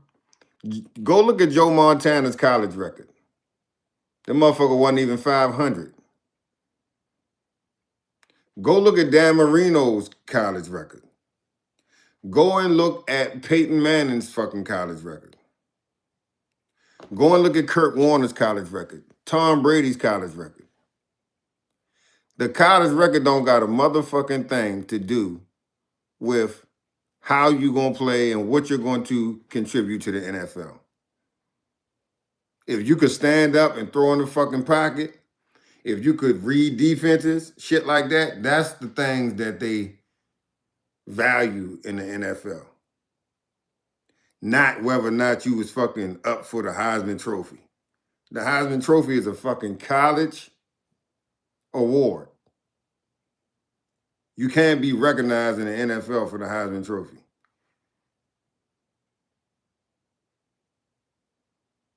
No, that's not true, Joe. That's not true. Because the team could be winning based on a different reason than the quarterback play.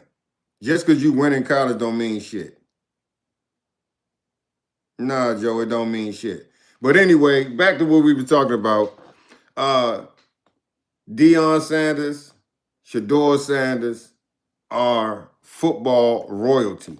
Dillon Gabriel is never going to be able to hold a stick to Shedeur Sanders. That's why people like Joe come in the chat and try to say a lot of nice things about Shedeur Sanders and Deion Sanders and anybody. Most of the time, you really got to watch those people with them fake ass digits behind their name, like Joe C5B1E. That's like some bot shit. Well, not bot shit, but it's one of those alias YouTube or alias type of name tags. But Dillon Gabriel is not on the level of an NFL quarterback. Dillon Gabriel's job, I ain't gonna say it should be being called for, but when you got somebody like Shedeur Sanders behind you, it doesn't matter. They're not gonna let you rest. And he's not better than Shedeur. So, you can bring up college stats or all of the inferior shit that you want to bring up. None of it is going to change the fact that Shedeur Sanders is a far better athlete. Dillon Gabriel is very slow. Dillon Gabriel is not smart on the field. Dillon Gabriel panics a lot. And we've seen him do bonehead shit like throw the ball for safety in the end zone. We've seen him run to the wrong side for a handoff. We've seen him throw interceptions that they thought that he wouldn't do, which we knew he would eventually because he's an inferior athlete. And, to be sitting up here playing around or even talking about Dillon Gabriel really is a crash dummy mission because he's not really worth talking about. And if it wasn't for Shedeur Sanders and the likes of a Shedeur Sanders, we wouldn't be talking about Dillon Gabriel. You know what I'm saying? So Dillon Gabriel just needs to ride the wave and understand that his time in the NFL is going to be marked forever as the fucking day or the time he fucked around and found out. Everybody knows that Dillon Gabriel, nobody is saying that Dillon Gabriel, the only people who are saying that Dillon Gabriel should be playing right now is the people that are disingenuous. You know what I'm saying? The people that are saying, if Dillon gets picked in the third round, and he should go. But the fact of the matter is, it's people that get drafted in the first round and get cut. And the people that's drafted in the second round, third round are end up starting. So never in the history of sports or athletics, like if you're the senior on a football team in high school, you might get the opportunity to be a starter. It don't fucking mean your ass is starting. Not if the underclassman is playing better than you. It definitely does not mean that you're starting.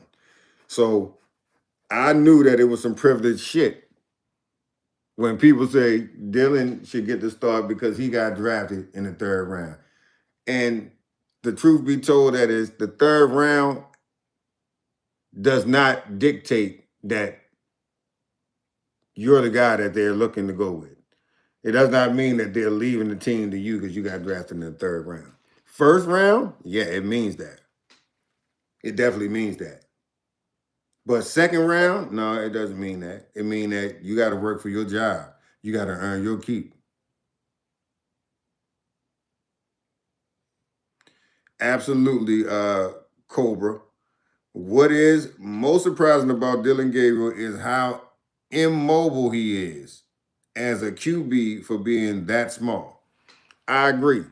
You look at Kyler Murray, it's like somebody fucking winded his back up and he just ran the fucker. I mean, he's running on, some kind of fucking steam energy. But Dillon Gabriel is very slow. He's looking in the direction that the sack is coming from and doesn't see it. So his field of vision and his awareness in the pocket is horrible. His awareness in the pocket is horrible. You can't look. I can't see a quarterback looking in the direction that the sack is coming from and still get sacked. How does that happen?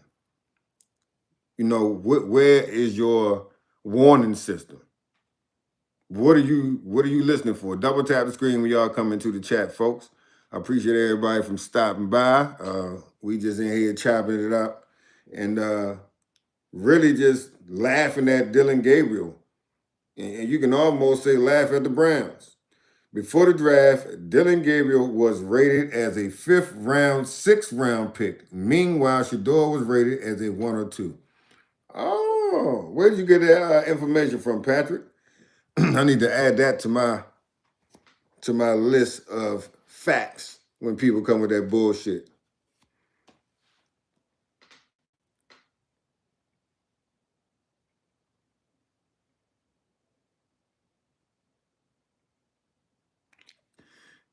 What fucking career are you talking about, Joe?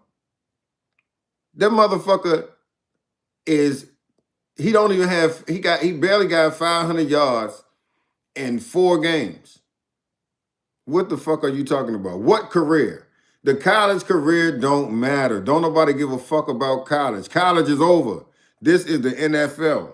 Nobody gives a fuck about college anymore. Your college resume cannot help you in the NFL. What you do in the NFL is your new resume. It don't have shit to do. You talking about his career. The motherfucker played for 6 years. Did you forget that, Joe? 6 years.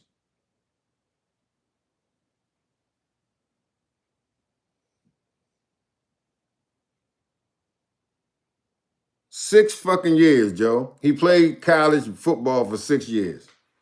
So when y'all come in here with these cockamamie facts and shit, I listen, but I also know it's bullshit. The motherfucker played 6 years, and y'all are trying to bundle 6 years. Did you forget that Shedeur Sanders only played in Colorado for 2 years? Did you forget that? 6 years to 2 years. And y'all keep on talking about stats. Don't nobody give a fuck about them loaded up ass stats in 6 years. Ain't no fucking LOL. Y'all come in here with them bullshit facts. Like I said, Shedeur Sanders jumped in the fucking... When the fuck have you ever seen a 5th round pick start the fucking game, Joe? Start for the season. Imagine that. Look around the league for your whole life and tell me a time you saw a fucking 5th round pick or somebody who was really a 5th round pick start the motherfucking game in the first game of the season with no first team reps and throw 3 fucking touchdowns. I rest my fucking case, man. Go drink a fucking warm beer. You seem like a warm beer guy.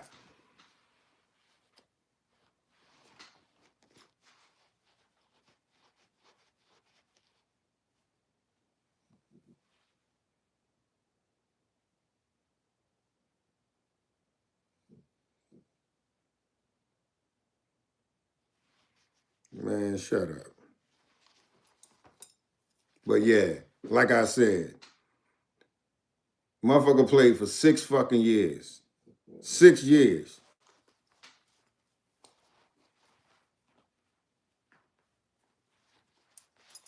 Man, Dillon Gabriel is like 5'7" with no shoes.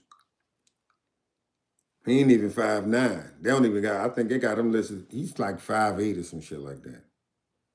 And he's left-handed. There's only one quarterback that's left-handed that I know that was worth any fucking thing, and that's Michael Vick.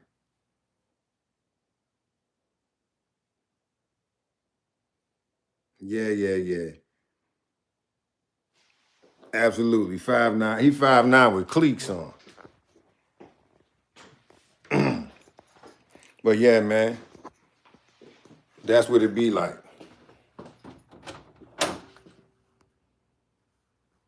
You gotta constantly have motherfuckers like Joe in the chat. A goofy. Faking like a real cool dude at first. Yeah, I love it. But at the end of the day, see, this is how you know motherfuckers just get on here for their own little amusement. But it's more amusing to me because I'm making money off this shit.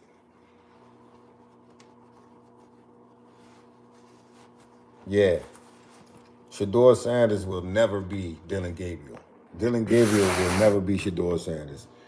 Dillon Gabriel he can be in the way if somebody let him, but he can't do much because he don't have the talent. He doesn't harness the skill. He doesn't harness, you know what I'm saying? He don't have that dog in him, period, point blank.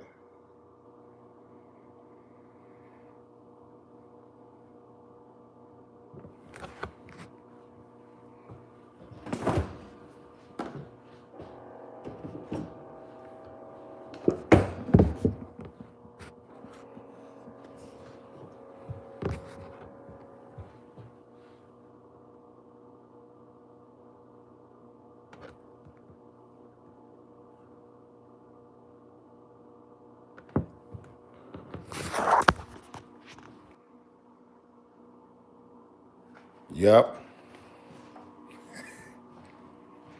Absolutely. You got, and I tell you this, in 1 year, Dillon Gabriel ain't even gonna be in the league. Guaranteed. Dillon Gabriel gonna be working at motherfucking McDonald's or Home Depot. Yeah, he gonna be working at Home Depot.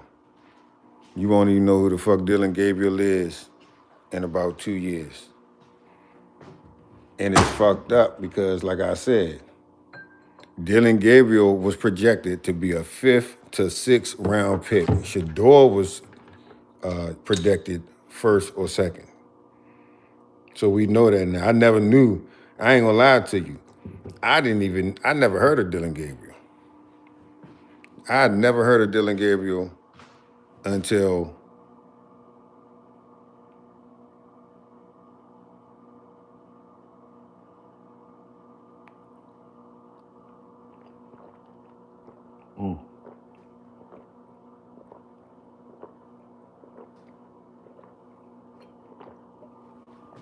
who the fuck is Archibald Manning? That sorry ass Archie Manning.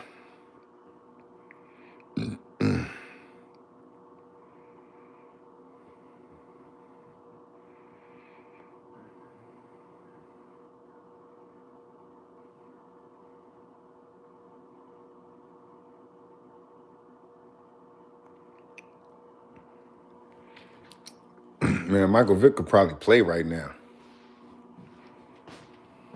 You know black don't crack. I'm certainly convinced that Cam Newton could play right now.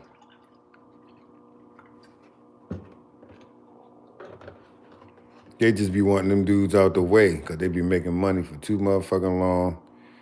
And, you know, double tap that screen if y'all in here. Joe, double tap the screen, you lying fake ass motherfucker.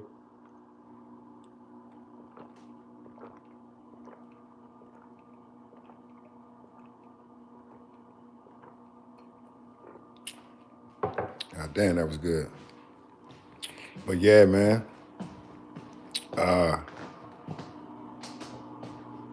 Shedeur Sanders is making more money sitting on the bench than every rookie in the league. Dillon Gabriel starting games and just ain't getting it done. That's got to be a fucked up feeling. I wonder, you know, how fucked up is Dillon Gabriel?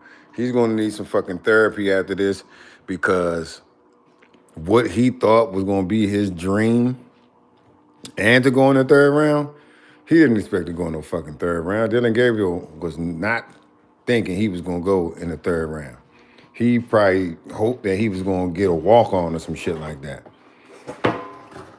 But in no way, shape, form, or fashion did Dillon Gabriel think that he was going in no fucking 3rd round. So Dillon Gabriel actually getting to go in the 3rd round was probably like getting to go in the 1st round. That's a big deal to Dillon Gabriel. You know what I'm saying? He ain't think he was going in no motherfucking third round.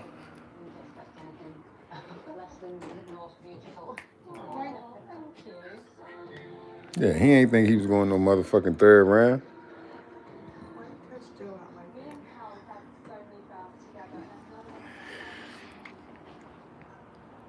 That motherfucker lucky he is even in the fucking league.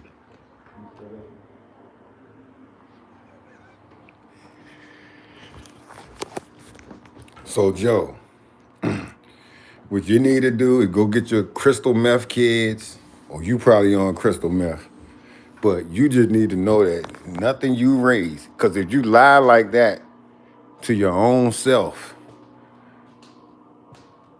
then you don't have no fucking integrity. I mean, you'll lie about anything. You lie, you steal, you'll cheat. You cheat, you'll kill. So, I know you ain't doing nothing with your life if you can sit there and just lie like that.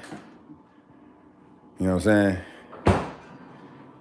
You're going to need therapy when Shedeur Sanders get in the game. I don't know what you're going to do to yourself, but don't be too hard on yourself because this shit can get sticky.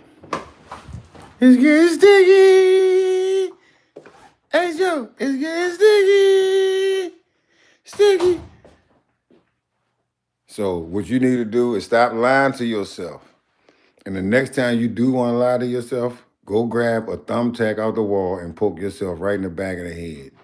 The soft spot, you know what I'm talking about? Like in the knockout part where people hit you in the back of the head. You need to poke yourself in the back of the head, man, to traumatize yourself from lying to yourself. Lie to other people. But you can't tell a lie to other people without telling a lie to yourself. All right? Now stop lying.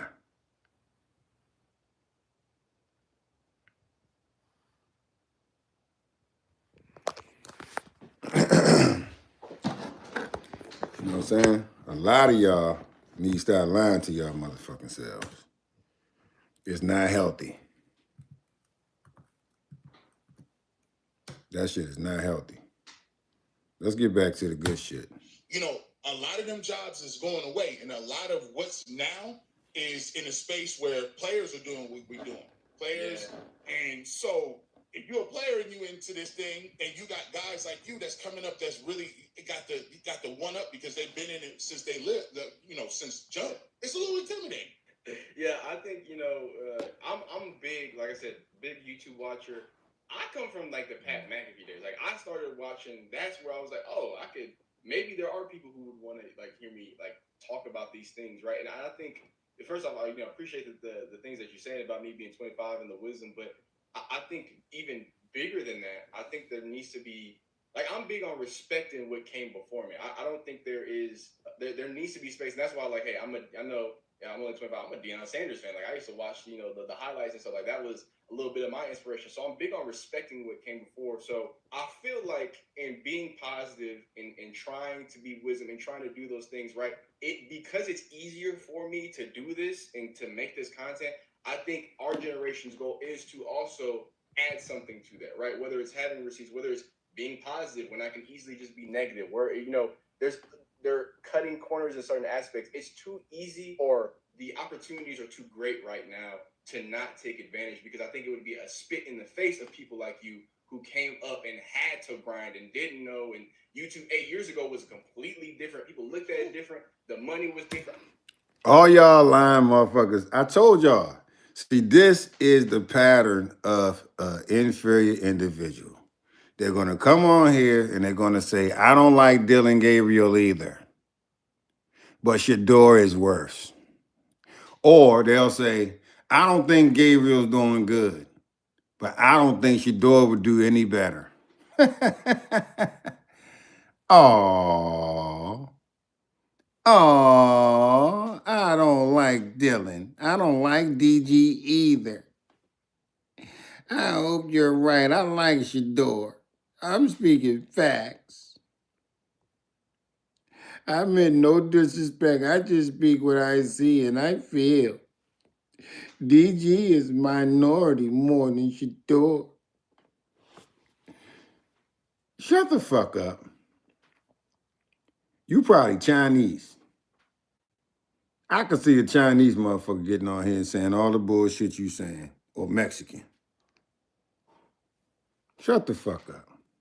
I don't give a fuck what you say. Nothing you say is real. You're just a lying motherfucker who want to get on here with real people that's having real conversations about real dudes that's making real money and real waves with real star power.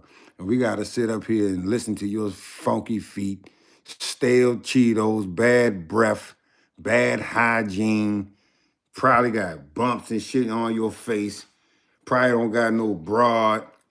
Cause you sitting on here lying and shit. And we gotta sit up here and deal with you. You probably ain't brush your teeth. You probably like real voluntary with your shit. And we gotta sit up here and deal with your typing ass. All you doing is typing.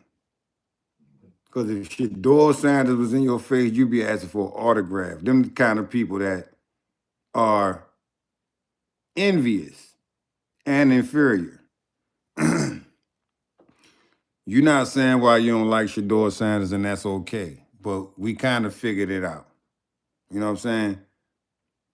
You saying you don't like Dillon Gabriel because you wanted to appear that, oh, I'm not like that. But in fact, yeah, you probably wish you was black too, Joe. I guarantee you wish you was black. Yeah, you do. You'd be a lot better off because you wouldn't be corny as the fuck you are.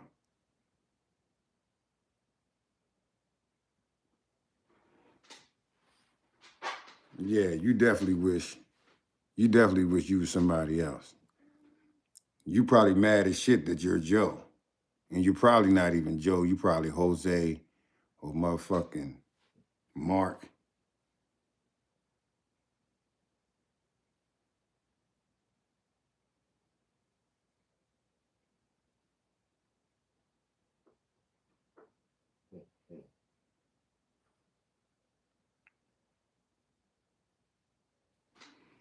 But yeah, long story short, a lot of y'all motherfuckers gonna be mad. Y'all gonna be lying. Y'all gonna be moving the goalposts like y'all always do.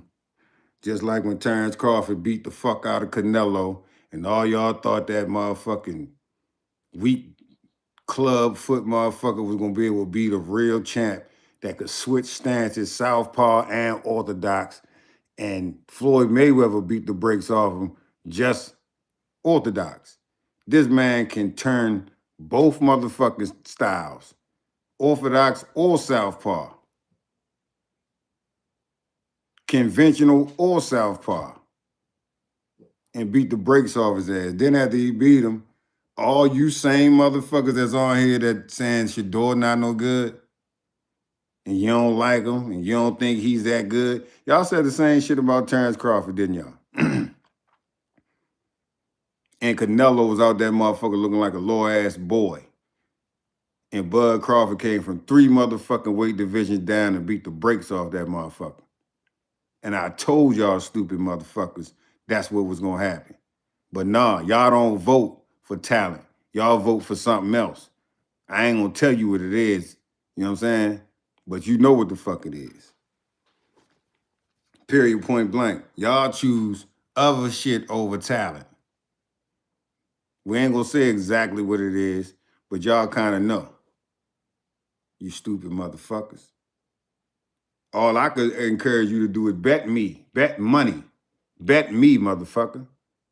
Because I'm a bet with talent. I ain't betting with the motherfucker who I like or who I wish could win.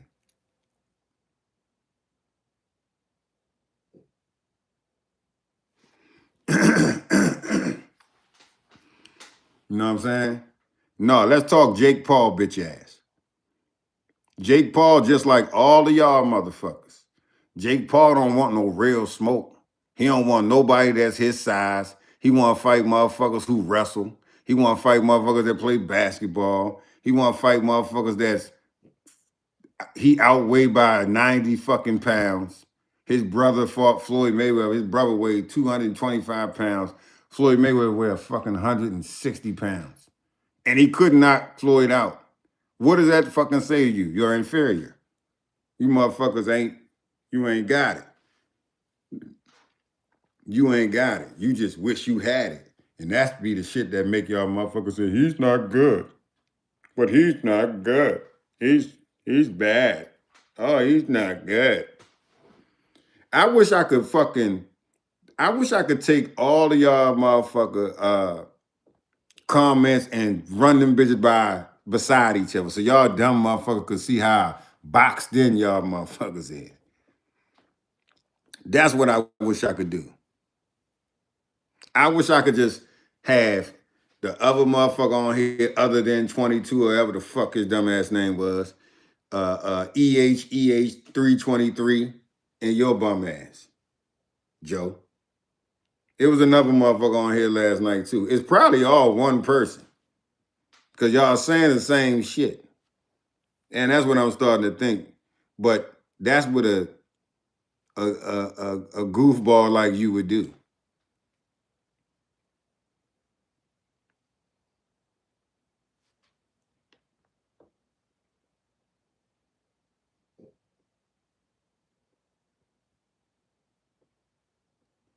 Yeah, man. If I was to put all y'all motherfuckers comments right by each other, all y'all goofy motherfuckers are saying the same shit. You goofy, you kind of dumb. The other motherfucker couldn't spell though. So it might not be you. That motherfucker couldn't spell nothing. Jamal Weeks, what's happening, homie?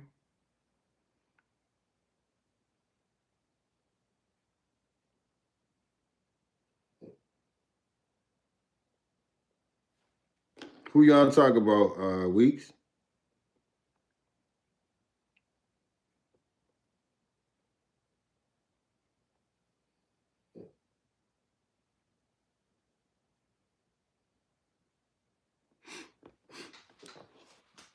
No, what I was saying about Jake Paul is he's a bitch.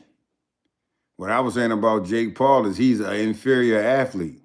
He wants to stack the odds in his favor. That ain't no gladiator. And boxing is a gladiator sport. So when you get down with something like boxing, it ain't about talking shit. It's about getting in that motherfucker, handling business, and still having respect for your opponent, whether you win or lose. You know what I'm saying? It ain't about girly shit like talking shit after the fight if you won or if you lost. Either way, it's a respect sport because you can get real humble in boxing. You know what I'm saying? Just like Canelo got humble. And I'm going to tell y'all some good shit. The only reason Terrence Crawford ain't put that boy on the motherfucking canvas is because Canelo ain't never disrespect him in none of them interviews. You know what I'm saying? A couple times he got to a point where he was saying that Bud ain't fight nobody, but he never once got disrespectful. And I'm telling you what I know. If Bud Crawford wanted to put Canelo on the canvas, he could have did that shit. But I just told y'all, it's a respect sport. So when somebody respect you, you ain't got to do them like that. But I guarantee you this, if he was running his fucking mouth like Earl Spence was running his motherfucking mouth, Canelo ass would have went to sleep in that bitch. Y'all seen Bud, he backed up off him. You seen Canelo avoiding real contact too.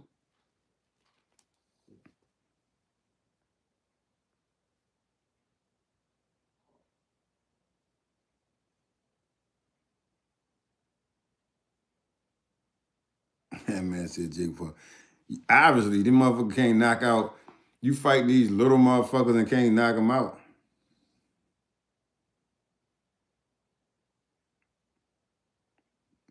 Jake ain't about no money. Jake is not about no fucking money. Jake is about bullshitting. Because if Jake was about money, it's money in boxing. And if you're Mr. Entrepreneur and Entertainer, you can bring that same motherfucking revenue to boxing, not fucking exhibitions where they got no knockout clause. Y'all motherfuckers don't know, but a lot of them fights be having no knockout clauses, meaning nobody can get knocked out or the other motherfucker get the purse. I ain't your motherfucking brother, Joe. Don't call me brother, motherfucker.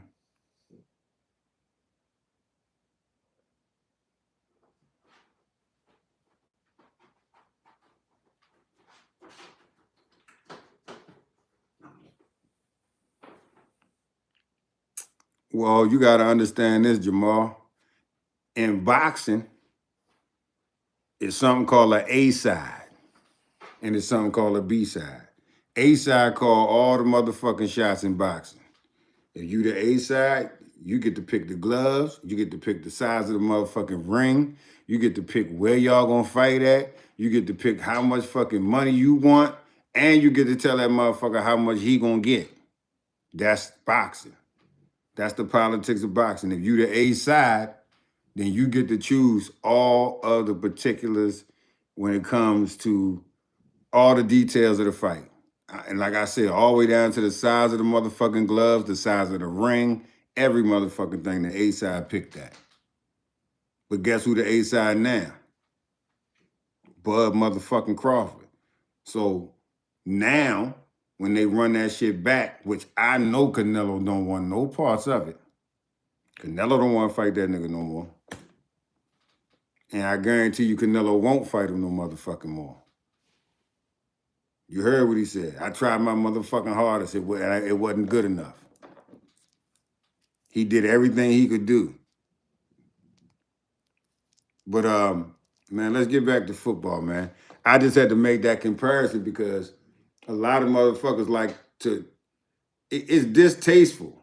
You know, I remember one time sports was a place where you couldn't, you know, that mindset didn't come into play. And it could transcend through sports, you know. Motherfuckers on teams, you know, it's all walks of life people on the court, on the football field.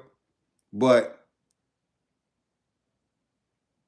I would attribute all of this shit to what's going on in America right now as far as the fucking presidency, which that don't even bother me. The president ain't the one that bothered me. It's the motherfuckers who follow the president that bothered me. So I'm going to attribute all of this backbiting shit that motherfuckers is doing right now to that type of shit because it wasn't going on really before that shit. Now, I go look at a fucking boxing video or Angel Reese video or anybody that's successful in black and white people is in the chat going fucking crazy. Like, really, you know, got a whole lot of shit to say about whatever this person is doing and this person's success. And this shit is crazy to me. Because they'll go and root for that same motherfucker in real life. But they'll get on the fucking keyboard and type all kind of crazy shit.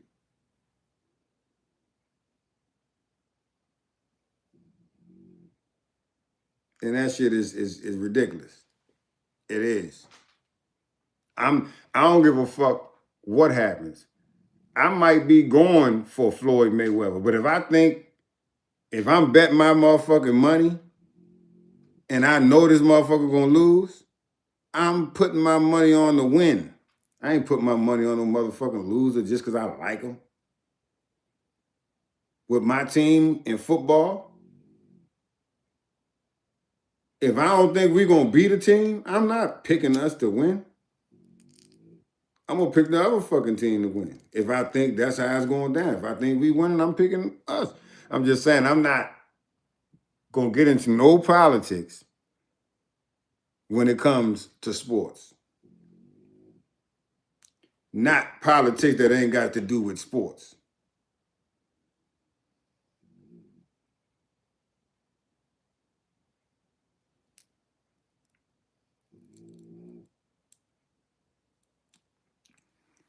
You could never upset me, fool.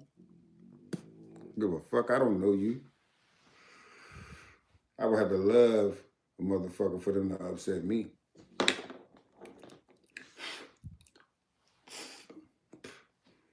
We have to be friends. My friends can upset me. My loved ones can upset me. I'll be goddamn. You in the Matrix.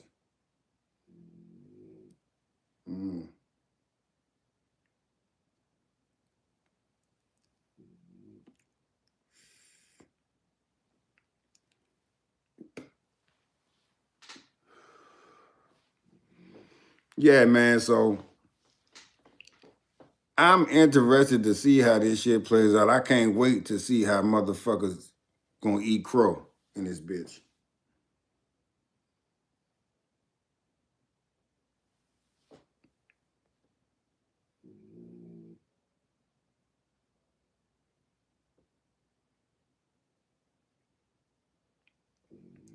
What's good, Ben? What's a great question?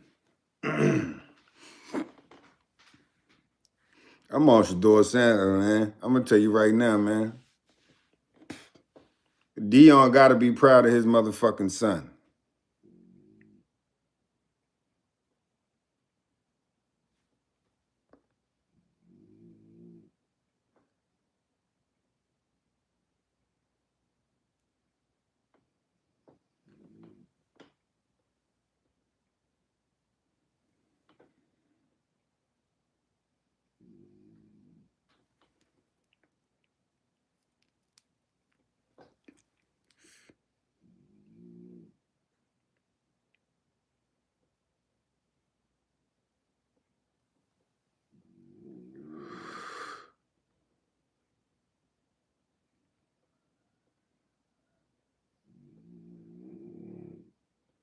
Damn, my dog in the background snoring and shit.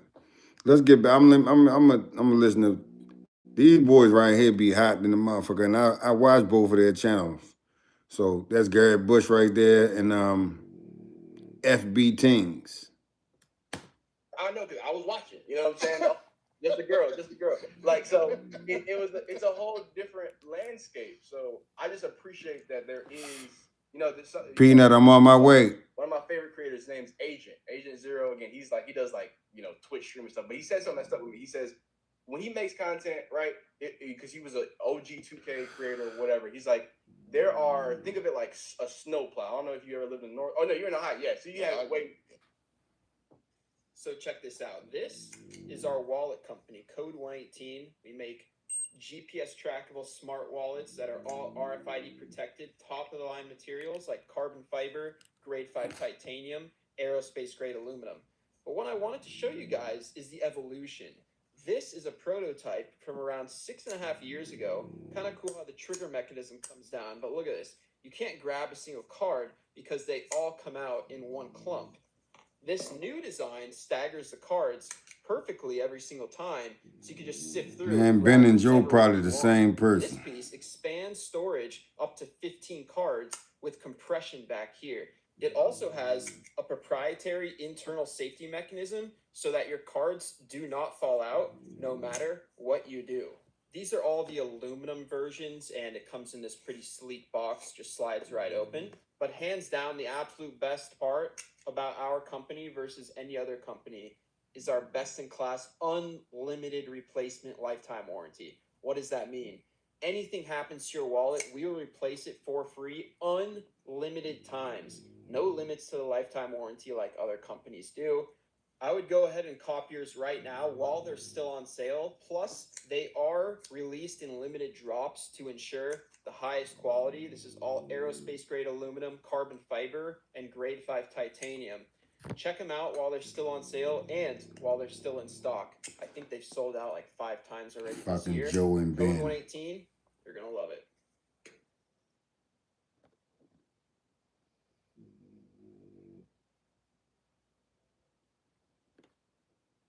Why did Amazon send me $20,000? Because I use Amazon AI. I'm going to show you a way to potentially make money by pairing Amazon with the power of AI without ever selling physical products. and I promise you've never heard about this before. Why is Amazon paying me $63,000 a month? Well, I didn't make this kind of money selling yoga mats and toasters, and I damn sure wasn't talking my friends into buying vitamins and juices. I did it with a free app that's probably already on your phone, and that app is the Kindle app. I just created some simple digital products, then I put them up on Amazon, and it was so exciting. The first time I tried it, I made $14, and I was like, oh my goodness, this actually... You know, you know that. So, you know, you can either be the snow plow that has to push all this snow and do all that stuff, or you can be the pickup truck that gets to follow the tracks, right? So y'all have plowed, y'all have done those things. You know, I think it's important that, you know, we take advantage and do it the right way now that we have it. I love what you said right there. One of my biggest like things that, you know, it was a point in time when I was grinding and I didn't see no results. You know, I had worked at different places. I had internship. I had multiple degrees.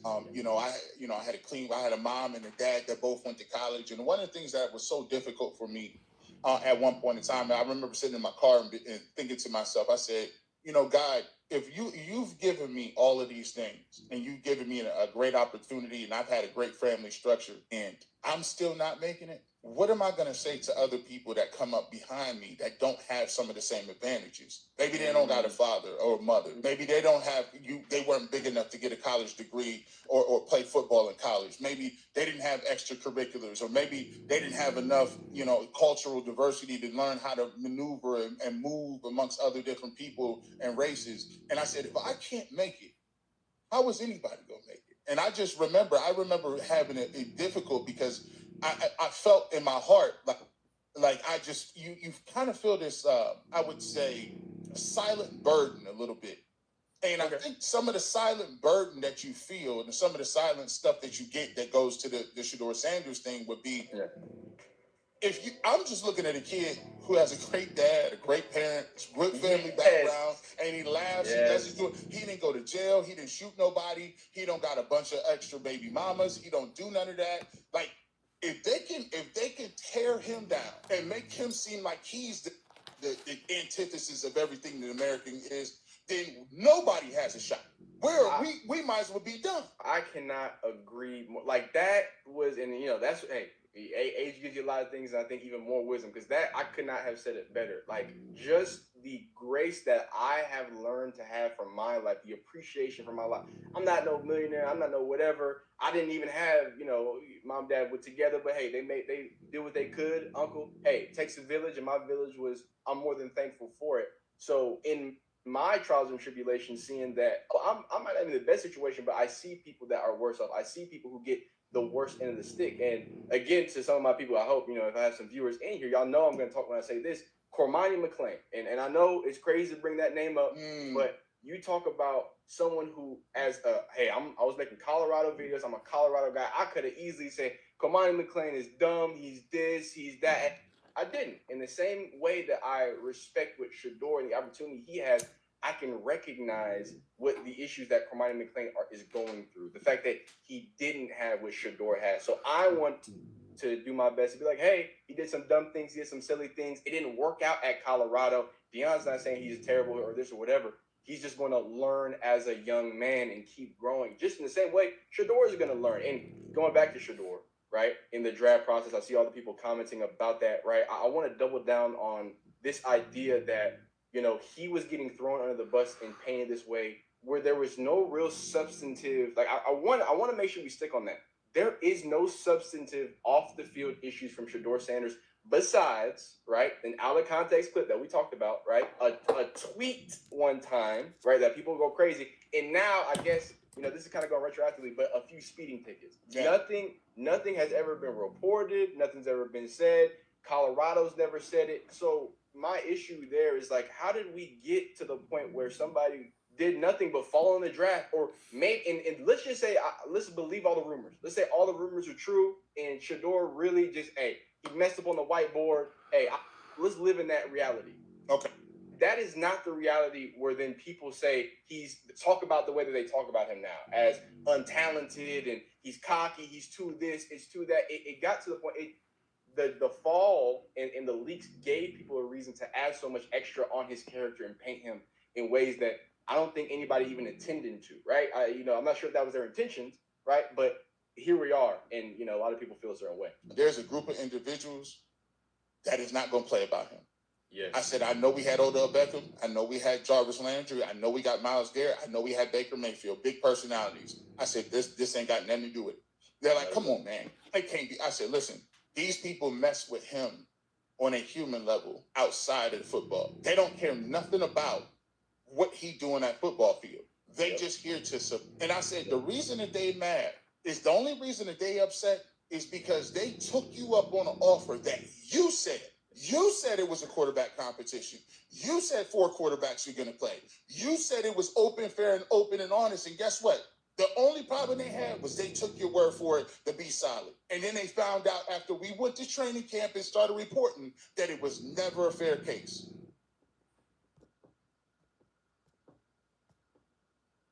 Speak any language at the touch of a button. Yes, now it's possible. Meet Innex, the cutting-edge two-way instant translator that's become a recent obsession for people around the world. They say it makes their traveling experiences 10 times better. With this instant voice translator, you can engage in smooth, fast, and accurate conversations in over...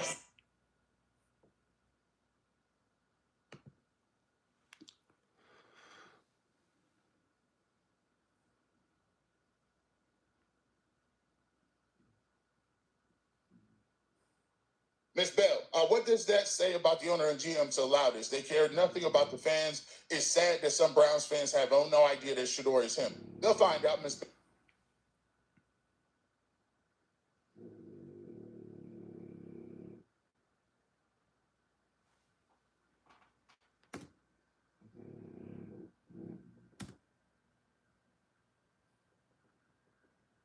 If he comes out and plays, I'm gonna tell you about this. I'll be down a little bit on what's going on with the Browns and stuff like that. But one of the things we talk about all the time, Ms. Bell, is this: if he plays well, all them little fringe folks, they'll be up out of here. They're gonna be right along with that 12 jersey on. Let me tell you how it worked. I seen it. I seen when Baker played here. The city will get behind me. Trust and believe. That's one thing I'll say. Trust and believe. So there's a lot of Shedurians like, man, I can't believe. Listen, if he come in and play well, they're gonna be right with you. Right along with you. He already got the youth. The youth, he's going to be a reason why he can actually extend the olive branches to the younger generations to grow the fan base. But trust me, the fans' sentiment have already changed. But what you're saying is the legacy media has a specific narrative in the way they think about it. But in terms of the internet and the people, fans is over Dillon Gabriel right now. Trying to see that? Griffin Notary Services. Garrett Bush, the media keeps saying Shedeur is not ready. Can you share what area in NFL quarterback skills is Shedeur lacking? I don't think much, but others think a lot. So if you want my honest critique on Shedeur Sanders, and we've always said this, one of the things that I think one of the knocks on Shedeur is he's been a person who's been asked to carry teams. And when you're being asked to carry teams, you're going to have to take more shots. You have to hold the ball longer. You have to look downfield longer. You do have to take some risky plays because you understand that your team offensively is going to ride or die based on what you do. You can't punt and play defense at Colorado. That don't work. You can't check the ball down at Colorado because you're checking the ball down. They're going to get right back on the field, and them boys going to walk down the field when you're playing USC and you're playing some of these other teams. So Shedeur Sanders has developed the habit of extending plays and making sure and trying to maximize each play. Sometimes in the league, you have to live to fight another day. Sometimes, yeah, you could get sacked, but let's minimize the sack. Instead of taking a 10-yard sack, let's take a 5-yard sack, right? So little things like that. But I think people misconstrue that with he doesn't understand defenses and he's trying to, that's not what it is. When you're playing with a team that does not have an offensive line, you got a couple of receivers, not really a crazy running game while he's there. He's going to have to extend some plays. But in terms of what the other stuff, the between the middle ears, Darren Smith said this the other day when we was on our members only live. How your dad, one of the greatest defensive backs in the world, and you throw into receivers, you're a quarterback, and he's a dude that defends quarterback. How do you not know how to play? How do you not know how to play in a system when your coach at Colorado has been a 2-time head coach in the league, one for the Browns, one for the Giants? What are you talking about? He's been making reads his whole life. His accuracy is there. Like, I don't get where that's coming from. A lot of what they're talking about, he's not ready, is buzzwords. Because a lot of them don't even know what that means. They're not watching no film. They're not football players. They're not ex-players. They're not ex-coaches. They are people who interview people, who tell them things, and they tell you what the other people told them. But in terms of breaking stuff, they're not breaking that down. Or breaking that down. That's why I can tell you with confidence, Dillon Gabriel has never been rated higher than Shedeur Sanders. And I don't care what you said. I looked at it myself. Ms. Bell says, what does that say about the owner and GM? They care nothing about the fans. It's sad the Browns fans have no idea that Shedeur said. We kind of got to that too. But here's the thing I will say though too. I think the owner and the GM is playing checkers. You notice that the GM and owner ain't played, ain't spoke. Barry speak every bye week. Why he ain't speak today? Yeah, it's a divide. Chris Clark, we appreciate the super chat. Damian Waterman, thank you so much for the super chat. John Shack. History has taught us that complaining does not work. The only thing racists understand are bad economics, empty seats, and if Shedeur starts. Here's the thing. Hey, Green is the...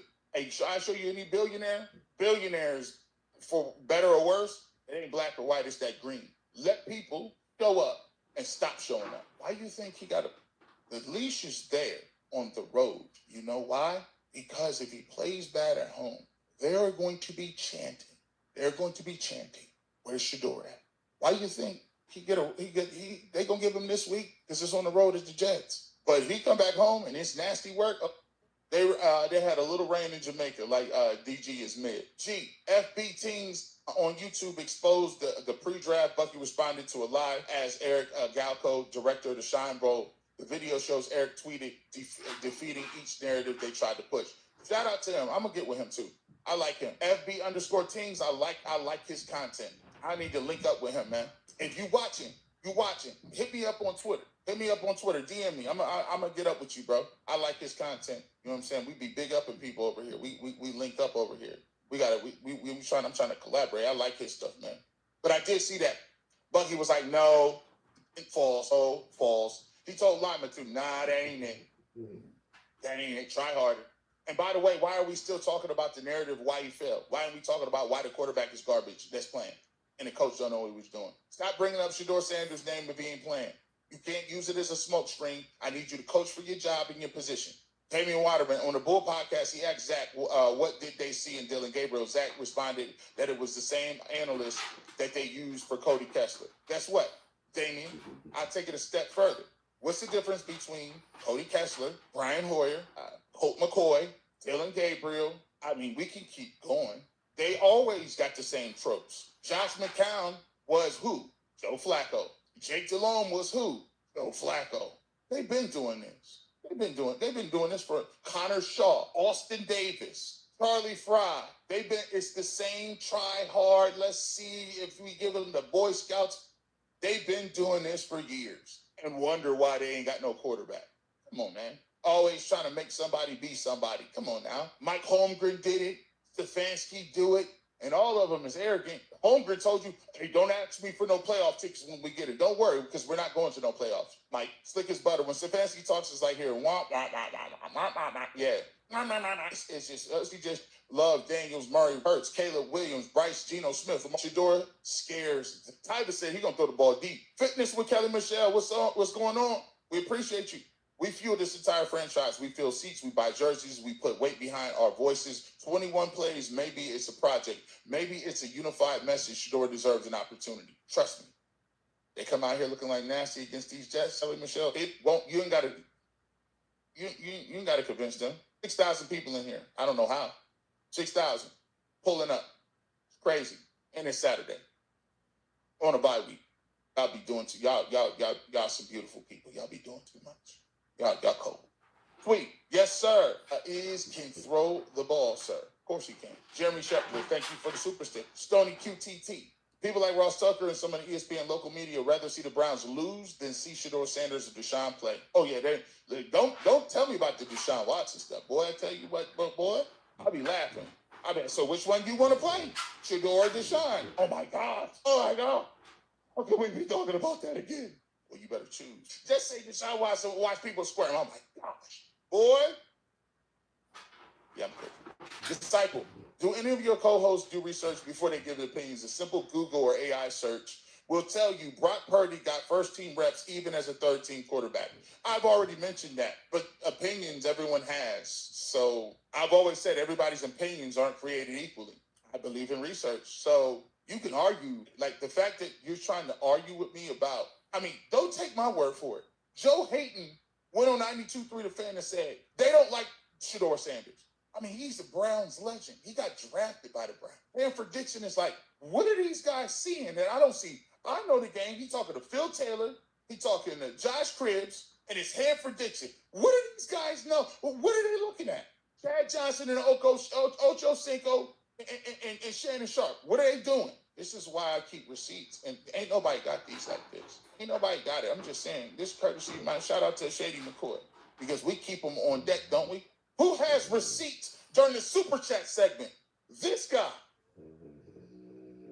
Would you feel less nervous about concealed carry if you had $500,000 or more sitting in a rainy day legal fund? For most gun owners, one call to an attorney after self-defense would wipe out their savings. Sadly, the legal system has become a vicious pay-to-play system that puts the little guys like us at risk. If you can't produce $50,000 at a moment's notice for a lawyer, if you can't pay him $150,000 or more to defend you at a trial, if you can't stand the thought of paying your violent attacker's family a big lump sum or having your wages garnished for the rest of your life, you've got to learn about this exclusive program used by over 860,000 American gun owners. It's called the USCCA, and it gives you a three-pronged plan to survive the legal aftermath of self-defense. First, you get access to hundreds of self-defense education resources. This way you know how to avoid an attack in the first place and how to defend yourself legally if it comes to that. Second, you get online training resources, so you've got the drills and skills to get your gun in the fight effectively. Third, you'll get self-defense liability insurance that gives you access to funding and support for your legal defense. If you carry a gun, you've got to carry a USCCA membership too, which is why the special offer the USCCA is doing right now for gun owners is so cool. It's this $155 survival kit for Platinum and Elite members. Inside you'll find a professional-grade tactical flashlight, military-spec multi-tool, emergency medical supplies, all-weather fire starter, and more. And this $49 Pelican Vault gun case for any new member. This TSA-compliant, weather-resistant case protects your favorite gun at home or on the road. USCCA is trusted by over 860,000 American gun owners, so you know it's the real deal. Every gun owner needs to prepare for self-defense and then protect themselves from the legal aftermath. USCCA membership gives you everything you need to keep your loved ones safe. All you have to do is click below and you'll get access to the education, training, and self-defense liability insurance you need to keep your loved ones safe. Click below to start your USCCA membership today.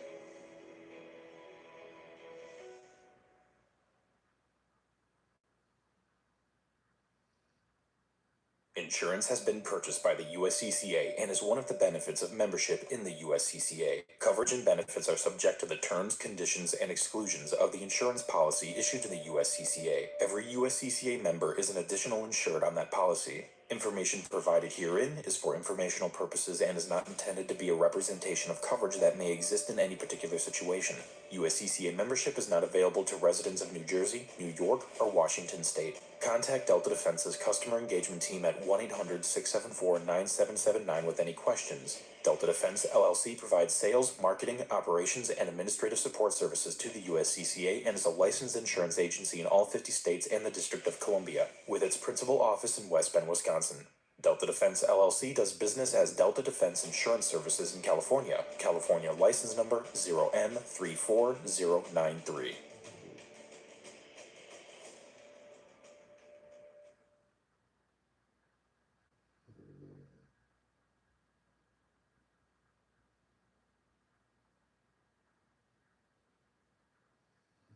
Browns start actually winning a couple games. Now, Stefanski, you got to get fired. Because imagine a world where your quarterback is better than you. Imagine a world where your quarterback is more desired than you. The fan base already gravitates towards Shedeur Sanders. The world gravitates towards Shedeur Sanders. Does he have his haters? Absolutely. But jersey sales gravitate towards Shedeur Sanders. There's not a world now where Shedeur can go ball and Kevin Stefanski can continue to be the coach. Because if I'm Shedeur and I start balling, hell no, I don't want this dude as my coach. Because he didn't believe in me in the first place.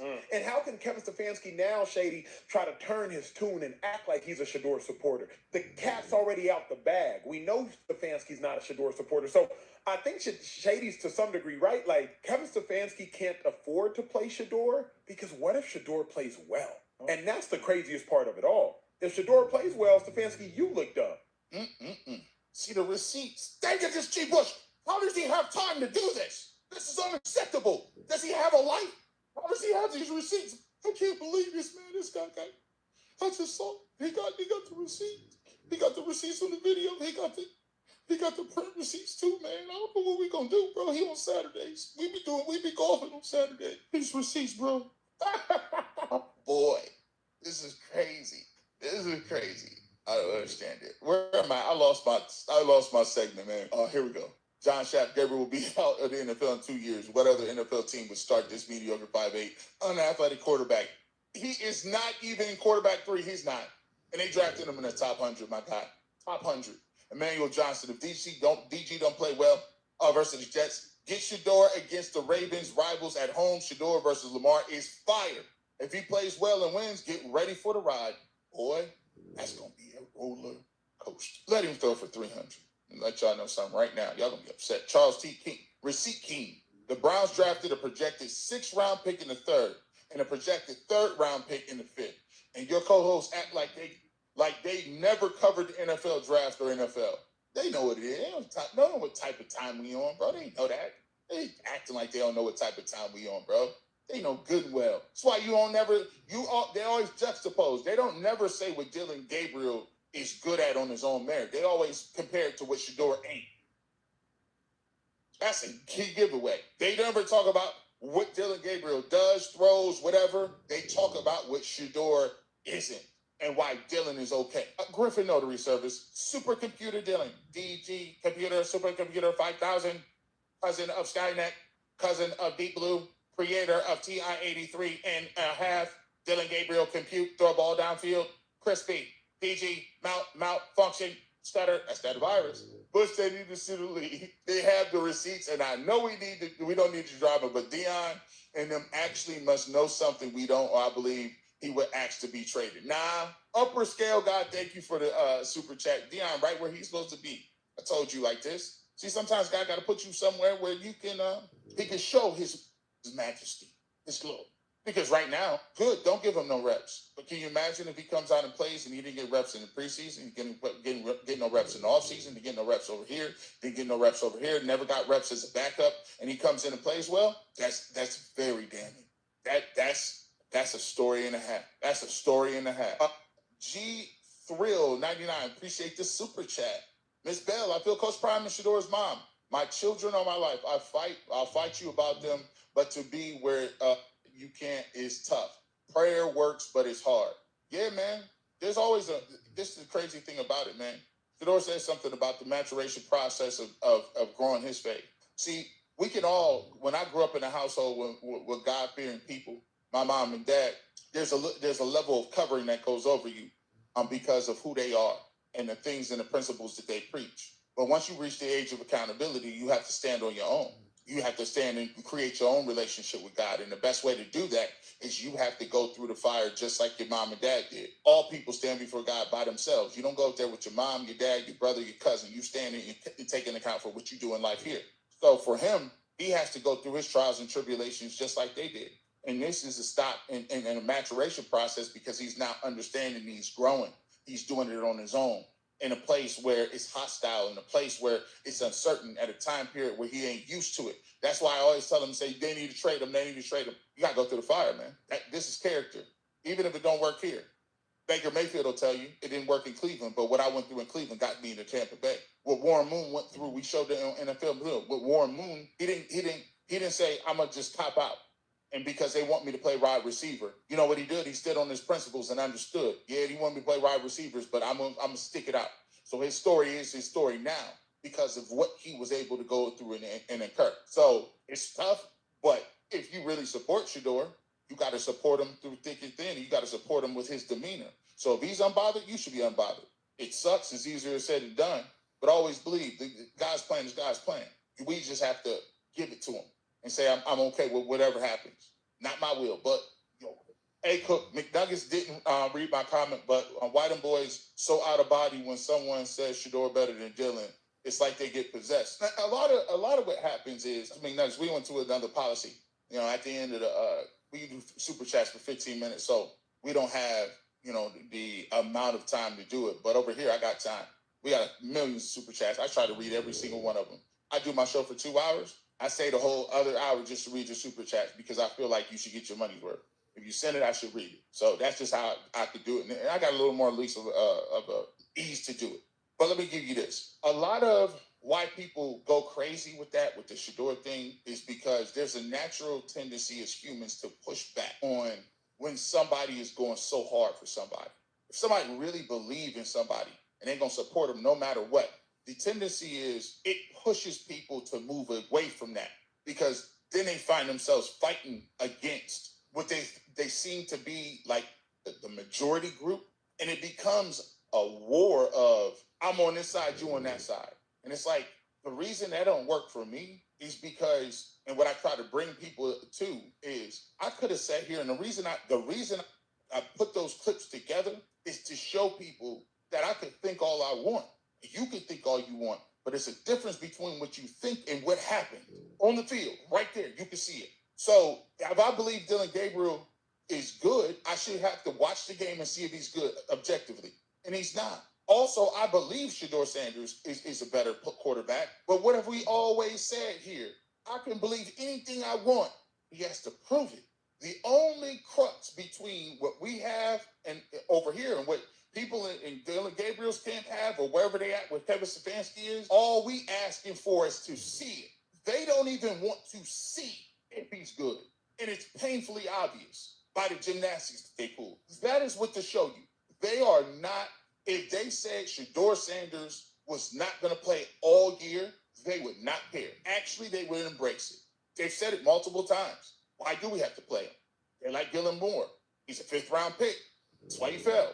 He's not ready. And so when you get to that point, I'm married to what happens on the film work, bro. And why I go so hard for Shedeur is the fact that I thought he was a good player based on his film work and what he does. It ain't based in the fact that I like somebody.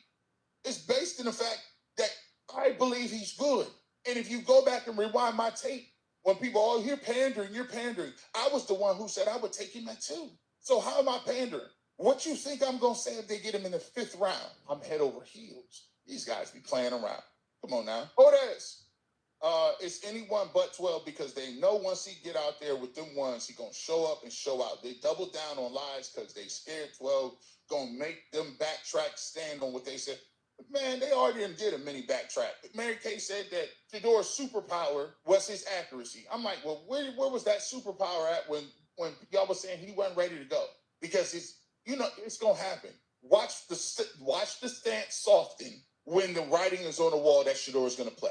The articles and the tone will switch. Well, we always knew that he was a great player. He always knew that give the Cleveland Browns credit here. The Browns did a good job of slow playing. How many guys did we ruin before? Stop. Fitness with Kevin Michelle. Browns have culture problem. Protect egos, not win. 12 threatens the status quo. Yes, indeed. He's being buried. Called it a conspiracy. Media never cares about the Cleveland. Yet because black media, conspiracy. I can't believe that you would even insinuate that there's a conspiracy. Listen, Colin Kaepernick sued and won. I can't believe you would say there's a conspiracy around Deshaun Watson's contract. Yeah, that's come out in documents. That was proven correct. I can't believe that the NFL was not paying concussion money to people who actually were disabled. Yeah, that was a documentary too. That came out to be true. I can't believe that teams were telling coaches that they should tank Brian Flores. And then once they take, they fire. It's not as far-fetched as you think. By the way, this guy was on the forefront of all those things as well. Don't get it twisted. They didn't like me then. It's okay. All right. Potent 76, thank you so much for becoming a member. Barry Hickerson, they trying to pull the Jedi mind trick with Shedeur to cover up the real narrative. 6 years of the same garbage. The Jedi mind tricks will not work. They will not work over here. We cooking. In Noro, LA. Thank you for becoming a member. Uncle Kai in the building. Kevin's face when they called at the 144 pick Shedeur Sanders at your draft is all you need to know. Enough said. Well, it wasn't synced up. It wasn't synced up though, Uncle Kai. You didn't see that. You didn't see their face like that. That never happened. That coupled with the fact that they came, I don't even think I heard Stefanski say Shedeur Sanders' name 5-6 times. He's just quarterback number 12, third on the depth chart. Dillon is nothing but Dillon Gabriel is nothing but a young Dan Orlovsky, very bright, very smart, but trash on the field when he plays. St. Clair 101. You got to take that in perspective. You know, when you get a guy like that, they're rooting for that. They're rooting for that. They're rooting for underdogs. And listen, again, I want to be very clear about this. Dillon Gabriel has done nothing wrong. All he's out here trying to do is follow his dreams. I put it on the media. I put it on these narratives that they do and these little tropes. And they put people on two different sides of the spectrum. And they say, go at it. The tale as old as time. This is what we do. We have that. Why do you think the NFL is a billion-dollar industry and it never stops? It's because they are great at delivering fairy tales and stories in real life. The 24-hour news cycle. How is it that Shedeur Sanders has not played a meaningful game in months since college? But you're telling me he's not ready? How? You don't see him practice. Beat reporters aren't even allowed to watch practice. How do you know? It's crazy. But they're masterful at it. I mean, let's be honest. There's a lot of people who watch this program because it's refreshing that somebody calls it out at that level. You know how many people say, bro, watch your back, bro. I mean, NFL is very powerful. I mean, you be saying some stuff that I ain't never seen nobody say. Crazy, ain't it? G. Bush, you are on fire. This has been by far the best podcast on Shedeur Fan Wagon. Please cut this up and sprinkle it daily for next week. I hope Shedeur Sanders thanks you one day. I don't need no thanks. I just would like to see him get an opportunity to see if he can play. That's it. That's most people over here. I think he is a talented dude. I think he can play. Nothing more, nothing less. You don't owe me nothing. Nobody don't owe me nothing. But I just don't like these games. But I thank you so much for that you entertained. I was cooking today. I knew I would. You ever sitting on something? You be like, ooh. I didn't forget. Neither. People conveniently forget they traded up to get Shedeur. They didn't want Philadelphia to draft him. Flacco said the Bengals receivers catching the balls from him. Dillon, lack of performance is on him. You are correct. I like the fact that you added they traded up to go get him. That shows that was definitely not Kevin Stefanski. They had to do some maneuvering to get him. And that is why they're not trading him. Do you think? Let me break this down to y'all. Man. Pardon me for going a little long. Pardon me. It's a long week. Pardon me. There's 53 people wherever you at. Hit that like button. Wherever you at. Let me tell you this. You got a new stadium. This is what's going to work against Kevin Stefanski. You got a new stadium coming down the pipeline. 3 years. I've already seen how this thing works. Why would you go get another quarterback? Think about this. Why would you get another quarterback if it's about winning or getting the bag or whatever you're going to be? If I got a quarterback and I'm sitting there talking and I'm saying, okay, what is your evaluation on Shedeur Sanders? And he's accurate. He throws on time. He has good functional mobility in the pocket, and he has an it factor. If you telling me it ain't that much difference between that and whoever you're going to get in the draft, why would I even switch quarterbacks? I wouldn't even think about it. I'm going to let Shedeur rock, hopefully he plays well, and I'm going to do everything I can to make him play well. And then at bare minimum, next year, he's starting. 2026, he's starting the whole entire time. I'm going to give him a runway, and I'm going to give him a runway with a brand new coach. So now I gave you a brand new coach, a system with Shedeur Sanders, a breath of fresh air, and then I'm going to draft the linemen and receivers to put around him. And then now I'm 2 years away from the dome. Now I got a new coach. I got a new front office. And now we can start to rebuild. And guess what? Myles Garrett will be reinvigorated. Denzel Ward will be reinvigorated. And I'm keeping Jim Schwartz. Now we can go to work. If they don't work out in 2026 with Shedeur Sanders, the new coach has an opportunity to say, I'm going to go to the draft and I'm going to look about drafting one. But if you're the owner, you ain't going to find nobody in that draft that's more popular, is night and day better than him, and that is going to get you more eyeballs and ears on your product moving forward to that stadium. You're a fool if you roll the dice and get a new quarterback, because what's going to happen is you're going to trade them picks to get the new quarterback, and guess what? You still ain't got linemen, you still ain't got this and that, and you cannot keep Shedeur Sanders on that team. I'm going to tell you why. If you keep Shedeur Sanders on the team, they are not going to want to see the new quarterback. So you're going to have to trade him somewhere. And if you trade him somewhere and he play well, you're going to be looking wild. Let me be your consultant. Let me help you help yourself. Take the layup. The layup is in front of you. You got everything. If you want to sell hope, it's right there. Why are you not taking the layup? Why do you think people are fed up now?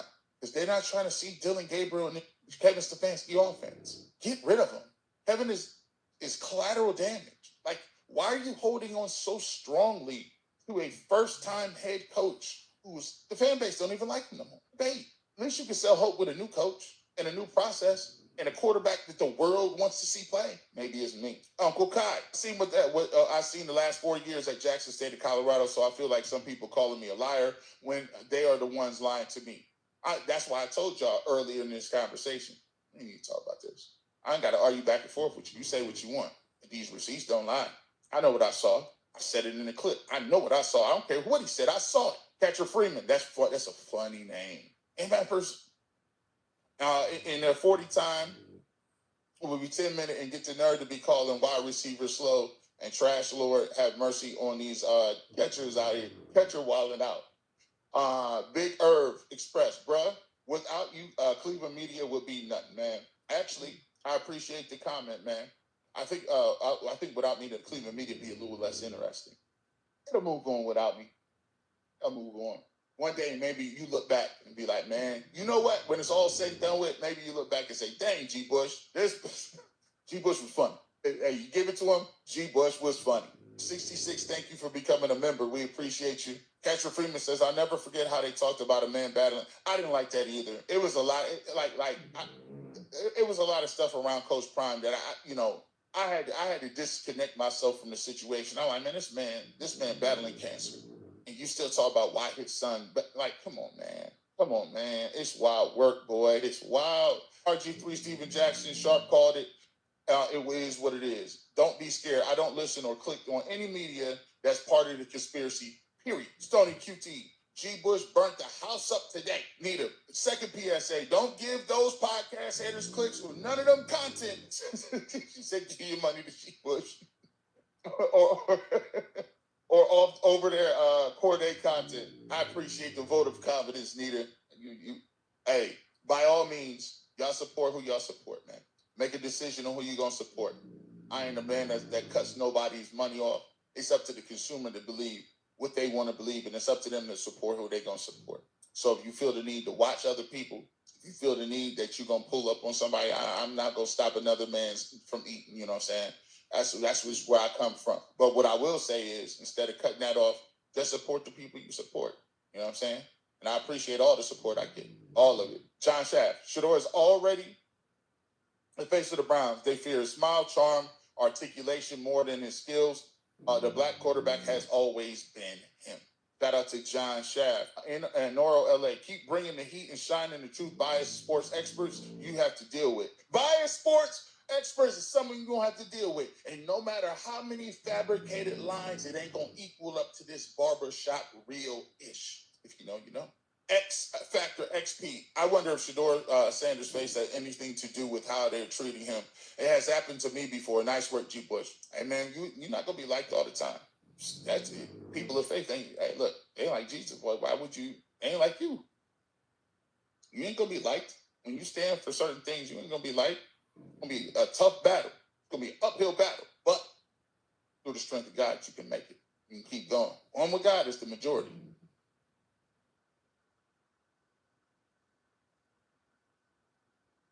What's better after 50, Gwen? Gym or Tai Chi? One builds ego, the other reverses time. How to start Tai Chi workout for 7 minutes a day. We start this Monday. In 1 week, you'll see your energy. In 2 weeks, you'll feel your breath. In 3 weeks, you'll have energy and your wife won't believe your results. Here is the personalized plan of short Tai Chi workouts tailored for beginners over 50. It takes just 7 minutes per day. Beginner friendly and requires no equipment. You can work out anytime, anywhere. Just open the app and follow along.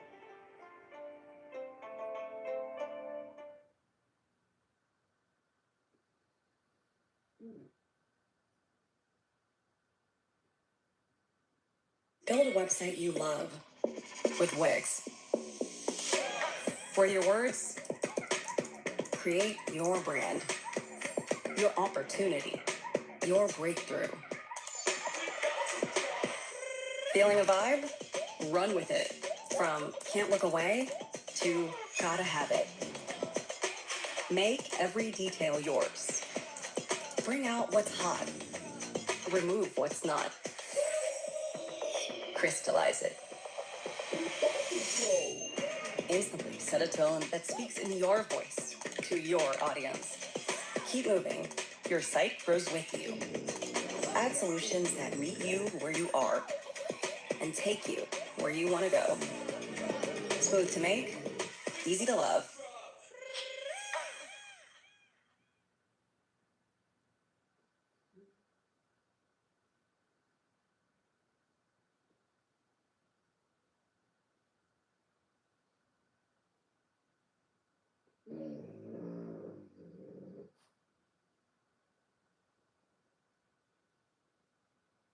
All right, well take a dive into this quarterback class. We're gonna do a little exercise right here.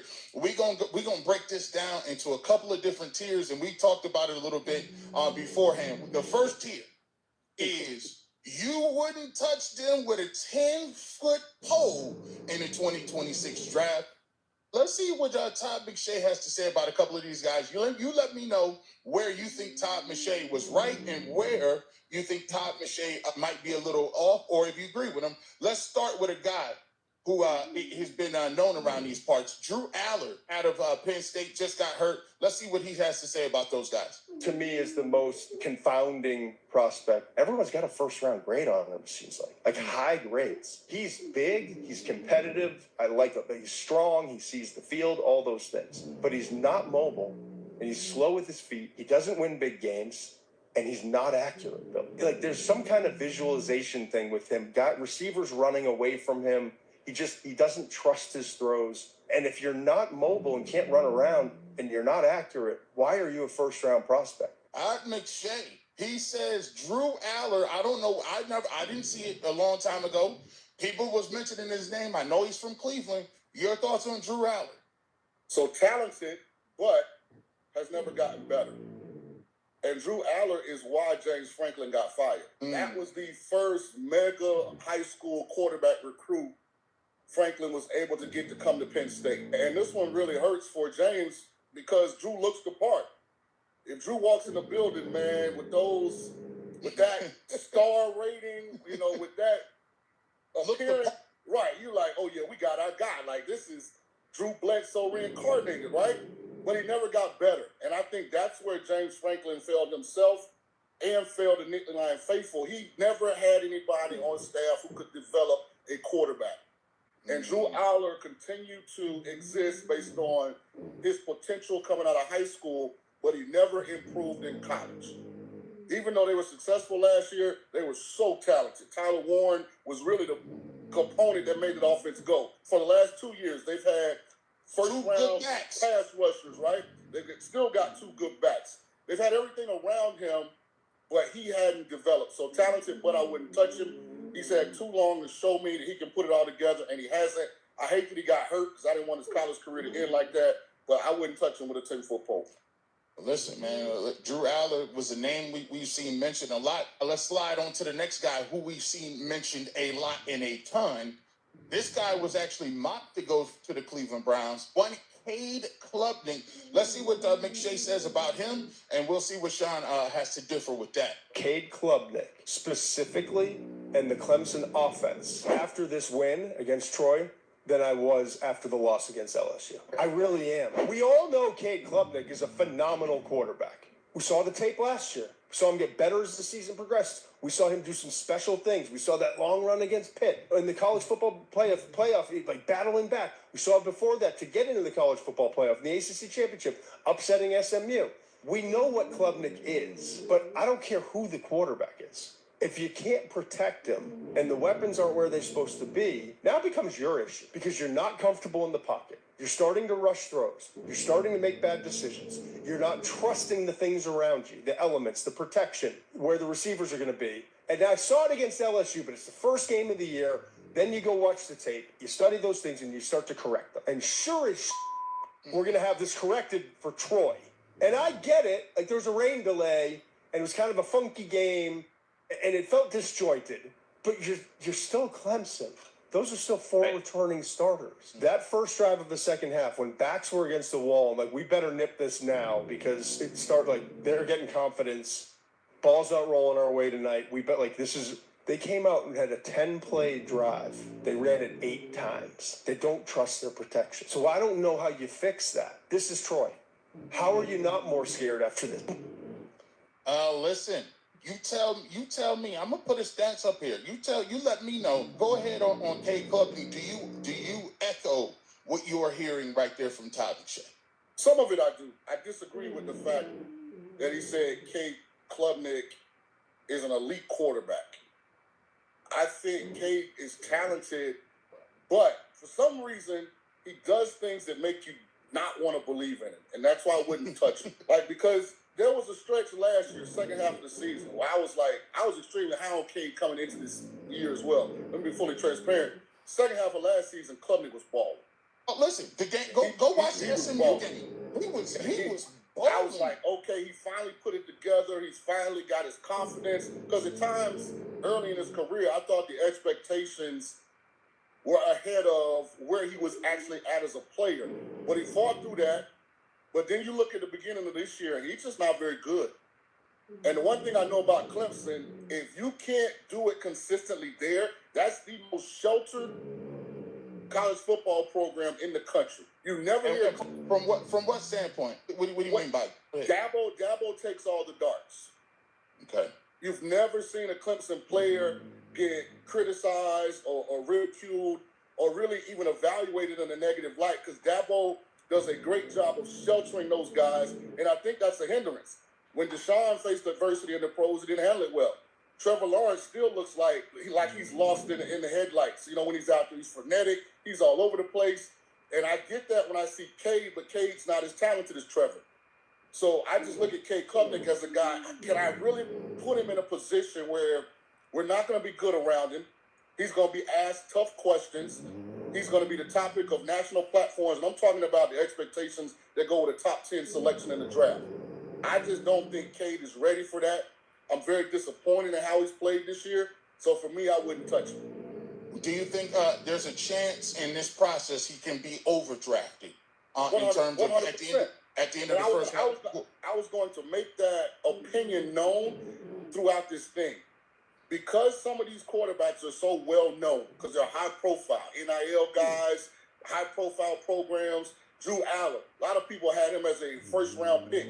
A lot of people had Penn State preseason #1, which I couldn't understand because I didn't think Drew Allen had gotten any better. So the expectations are out there, so some of these guys are going to master the process. Because I don't think there's a clear-cut front runner that has the resume to withstand questioning, teams are going to fall in love with some of these guys postseason. Once they go in the building, they look the part, they talk the part, they're going to throw the ball in shorts. They need a quarterback. Talking about the NFL team, they're going to end up overdrafting multiple guys on this list. All right, listen, let's keep it moving. Let's get to this. That was tier 1. Let's get to the tier 2s now. These guys got some talent, need a little more time. Yeah, might want to go back to school. So let's get to the first guy that we talked about a little bit. And this guy was on that preseason list as well, underclassman. Let's get to him. My man, he looks the part. Mr. Lenoris Sellers, he definitely looks the part here. The future of Lenoris and how great he can be in the NFL, I don't want to see him in 2026. So when do you want to be selfish? Do you want to be selfish because you want him in the draft this year because he's so freaking talented and all that? Or do you want to be selfish when he gets in the league as an evaluator to say, that's the best Lenoris can be. Lenoris is prepared. He's ready to go be the best he can be and get that second contract. I want to see him develop because he's got a chance to be so special, Mensch. Yes. This guy is different. He's not 6'2". He's not 6'1". He's 6'3", maybe 6'3" can change. He's not 220. He's 240. And he moves like, he's not Lamar, but he moves like maybe better than Jalen. And he's got a really good arm, whether it's a 1 or a 1.5. Like he can make every throw with juice. and he's only going to get better as a passer. It's going to be interesting, man. So we sitting there on your man Lenore Sellers. Now listen, Lenore Sellers, when you talk about physical tools and all that good stuff, he look all the parts, man. Now here's the problem: is you Cam Newton or is you Anthony Richardson at this point? We're gonna figure it out. We're gonna see. What are your thoughts on Lenore Sellers? Because he's another marquee name that we heard a lot about before this season. Talented, but needs to stay in school because he's lost his confidence. He hasn't been productive this year, and you know how I am when it comes to pass protection. I don't like to use that as a crutch because very few quarterbacks have elite pass protection. Most of them throw the ball under duress the majority of the time, but he's been sacked more than all the guys on this list. The way South Carolina is built, they should play like Iowa. They should run the ball 70% of the time, play field position, play action pass every now and then to throw it. They're throwing the ball way too much. They don't have the offensive line to manage that system, but he's not confident now. You can tell he's gun shy. For a guy that's athletic, he's only averaging 15 yards rushing a game. He only has one rushing touchdown. Only thrown 5 picks through 5 touchdowns. I think he needs to not only come back to school, but if Lenoris is listening, if Beamer's not fired at South Carolina, he needs to go somewhere else that has a history of doing well with quarterbacks. We're going to get to Mendoza a little bit later. The job Signetti has done with Mendoza in one offseason, tremendous. Needs to get somewhere else where they know how to develop the quarterback because he can be Anthony Richardson in that he's talented, but he's also not overly efficient at times, and those guys get pushed to the side really fast in the National Football League. Yeah, we're talking right now. Listen, he's a guy. He has the size. He has the tool. Got all the traits, G. Bush. But if he gets to this point, think about it like this. If you get him, what do you think his prospects are in terms of how many years, if he was to come out early, would you expect him to take to UC dividends as a frontline quarterback? Depending on where he went, I would say 2. The problem is, again, because there's no bona fide alpha dog, I got one that I think is better than the rest of them, but you can poke holes in it because it's a small sample size. When Lenore shows up, throws the ball in shorts, measures, runs, he's a very articulate young man. You can tell he comes from a good home. Somebody's going to overdraft him. The problem with that is now the expectations are over the top. Think Trey Lance. Think Zach Wilson. You think Sam Darnold the first time around. When you overdraft these guys, who's ever gotten drafted high like that and gotten patience? I mean, it rarely happens. Yeah. You're really going somewhere where they have a void at quarterback, and they're expecting you to fill it. And if you're not ready to handle that mentally and physically, then you get washed away really quick. So if I was advising Norris Sellers, especially with NIL component and the ability to get a payday, I would really research the top 4 or 5 places that need a quarterback and who historically has done a good job of developing and incubating one in a good organization, good system, good culture with good talent. I'd be calling Miami right now and saying, don't worry about it. Let me replace Beck next year. Speaking of Carson Beck, we'll throw a little Beck challenge in there. I thought he was up for the Heisman. He had a tragic game against Louisville. What do you think of Carson Beck? Why is it so much Jekyll and Hyde with him? Because when you see him throw prior to that, you can see what Georgia saw. You see the fact that he can throw it, he can move. He got the it factor a little bit. He got the swag, but then he got games where he just throws these picks, and it's like, what's going on? Talented, but hasn't learned how to handle success. People forget going into last year, he was projected to be the number 1 pick in last year's draft. Right. He didn't handle the influx of attention well. Remember, he was dating one of the Cavalieri girls. He had the Lamborghini. He had the big NIL, and you can tell it went to his head. His fundamentals started to erode. His mental makeup, you could see it starting to have holes in it. He went to Miami as an afterthought nationally. I know he got the big $4 million deal, but he wasn't on anybody's preseason list. And he played with that kind of hunger early in the year. Now, all of a sudden, Miami's rolling. I get a little complacent because I haven't figured out how to handle success. And guess what? He resorted back, in my opinion, to some of the bad habits that made Kirby Smart decide to go with a less talented kid in Stockton as opposed to him. And so I do think Carson has talent. I would be afraid to touch him early in the first round, but he's a guy I would love to get in the second round and let him learn for a year or two, because I think he might have a really good player. I'm not sure that's how it's going to play out, because there's a scarcity in this draft, to me, of ready quarterbacks, and he is one that does have actual game film, legitimate game film, so I think somebody would buy high on him, but I like him, but I don't love him. And he can change my mind. I haven't put a period on any of these guys because I don't feel like the resume is complete. So Right.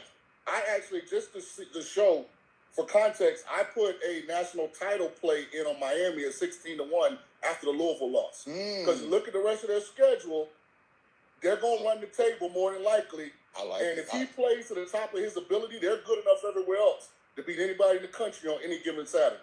Good backs, nice offensive line, nice receivers. The D line is crazy. They got ball players down there. Shout out to them. But Gina Lemonade says, I graduated from Indiana University, and I never thought we would ever be ranked number 2 and have a possible Heisman Trophy winner in Mendoza. Looking forward to his evaluation. How does he compare to Shedeur? Well, listen, you've been looking at my rundown, Gina. We gonna get to you.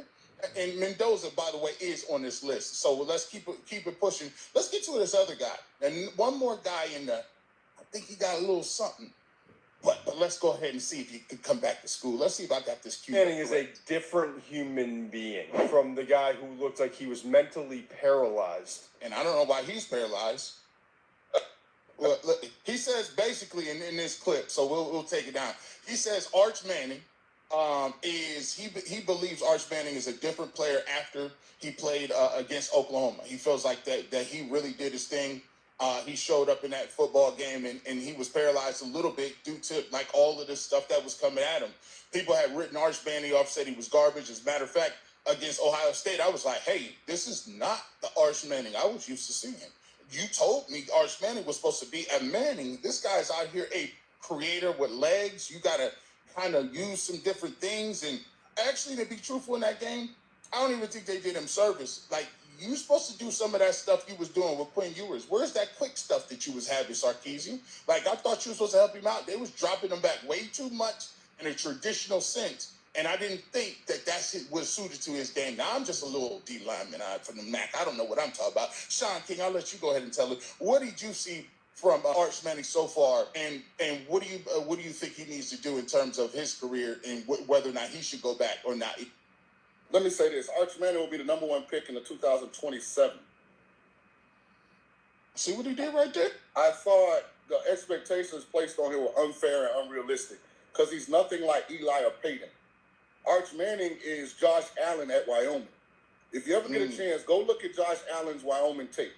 Man, look, he couldn't hit a barn standing right in front of it half the time. But then when you start to give up on him, you saw the mental toughness. You saw the physical ability. You saw him slowly getting better and better. And that's Arch. Arch made some throws in the loss against Florida. I'm telling you, some big boy throws. And he's going to keep getting better. He's a rep guy. He's not a natural quarterback that has to depend on throwing the ball because he can't move like his uncles. He's an athlete that can dunk a basketball. That was a high-level basketball player. I bet he can play every sport. And he's still learning how to play quarterback. And I think that's what people have to understand about him. That's why you get the amount of time you get from high school to the pros to get yourself ready, right? And so he's going to take more time than some people who don't know what they're looking at thought, but he's the real deal. And he'll get better, and he'll get better, and he'll get better. Listen, Arch Manning, he looked good against Oklahoma. Here's another guy that we talked about at Oklahoma, and it's Mr. John Mateer. He's a guy that is on our list here. Let's get to these people right here. So it's interesting because there's only 2 guys in this whole group that I think are truly athletic. I got Arch in next year's class, so I'm not including Arch. And that's John Mateer and Sam Levin. Those are the only 2 quarterbacks in this group on a week in and week out basis help their team win by running the football as well as throwing it. Now, I was extremely high on Mateer. If you go back and look at what he did at Washington State, I mean, he's coming in with major production and with a group that doesn't have it. They rushed him back in the Texas game. So all I'm going to say is talented, but ... I'm going to put another Heisman play in on John Mateer. I still think John Mateer, if it all goes right, could end up being the number one quarterback taken in this draft, but he's got to prove it. But when you look at Oklahoma's schedule, if John Mateer is as good as I think he is, and he can get the Sooners through that schedule, it's a nightmare schedule. They play everybody. They play Bama, Georgia, Tennessee, they play everybody. If he can get them through that schedule, guess what? The same things people were saying before the injury, I'm telling you, they'll start to say again, because he's that talented in my opinion. And he did have a little bit of the injury. Let's see what they got to say about my man Mateer here. Let's go ahead and dial him up. Than the rest, but he's not all that different from a Kyler Murray coming out, Baker Mayfield coming out. I'm going to be fascinated to see when we get seasons done, and he's down in Mobile, I'm assuming, for the Senior Bowl. I'll be really interested to see where we are with Mateer, because this guy's special. He's a competitor. You see the mobility that he has. You see the arm and the torque and the ability to drive the ball. What's different is he's so wild. Can you tame that horse? The tricky part about all of that is, we've talked about this with other quarterbacks, you have to find a way to do it without preventing him from being himself. He still has to have that element of his game. He's always going to have a little bit of danger to him, because if he's not, then he's not Mateer. Then he's not that kid anymore. He's not that player anymore. But I don't know how you wake up on Sunday and look at the college football landscape now. And if you close your eyes and you think about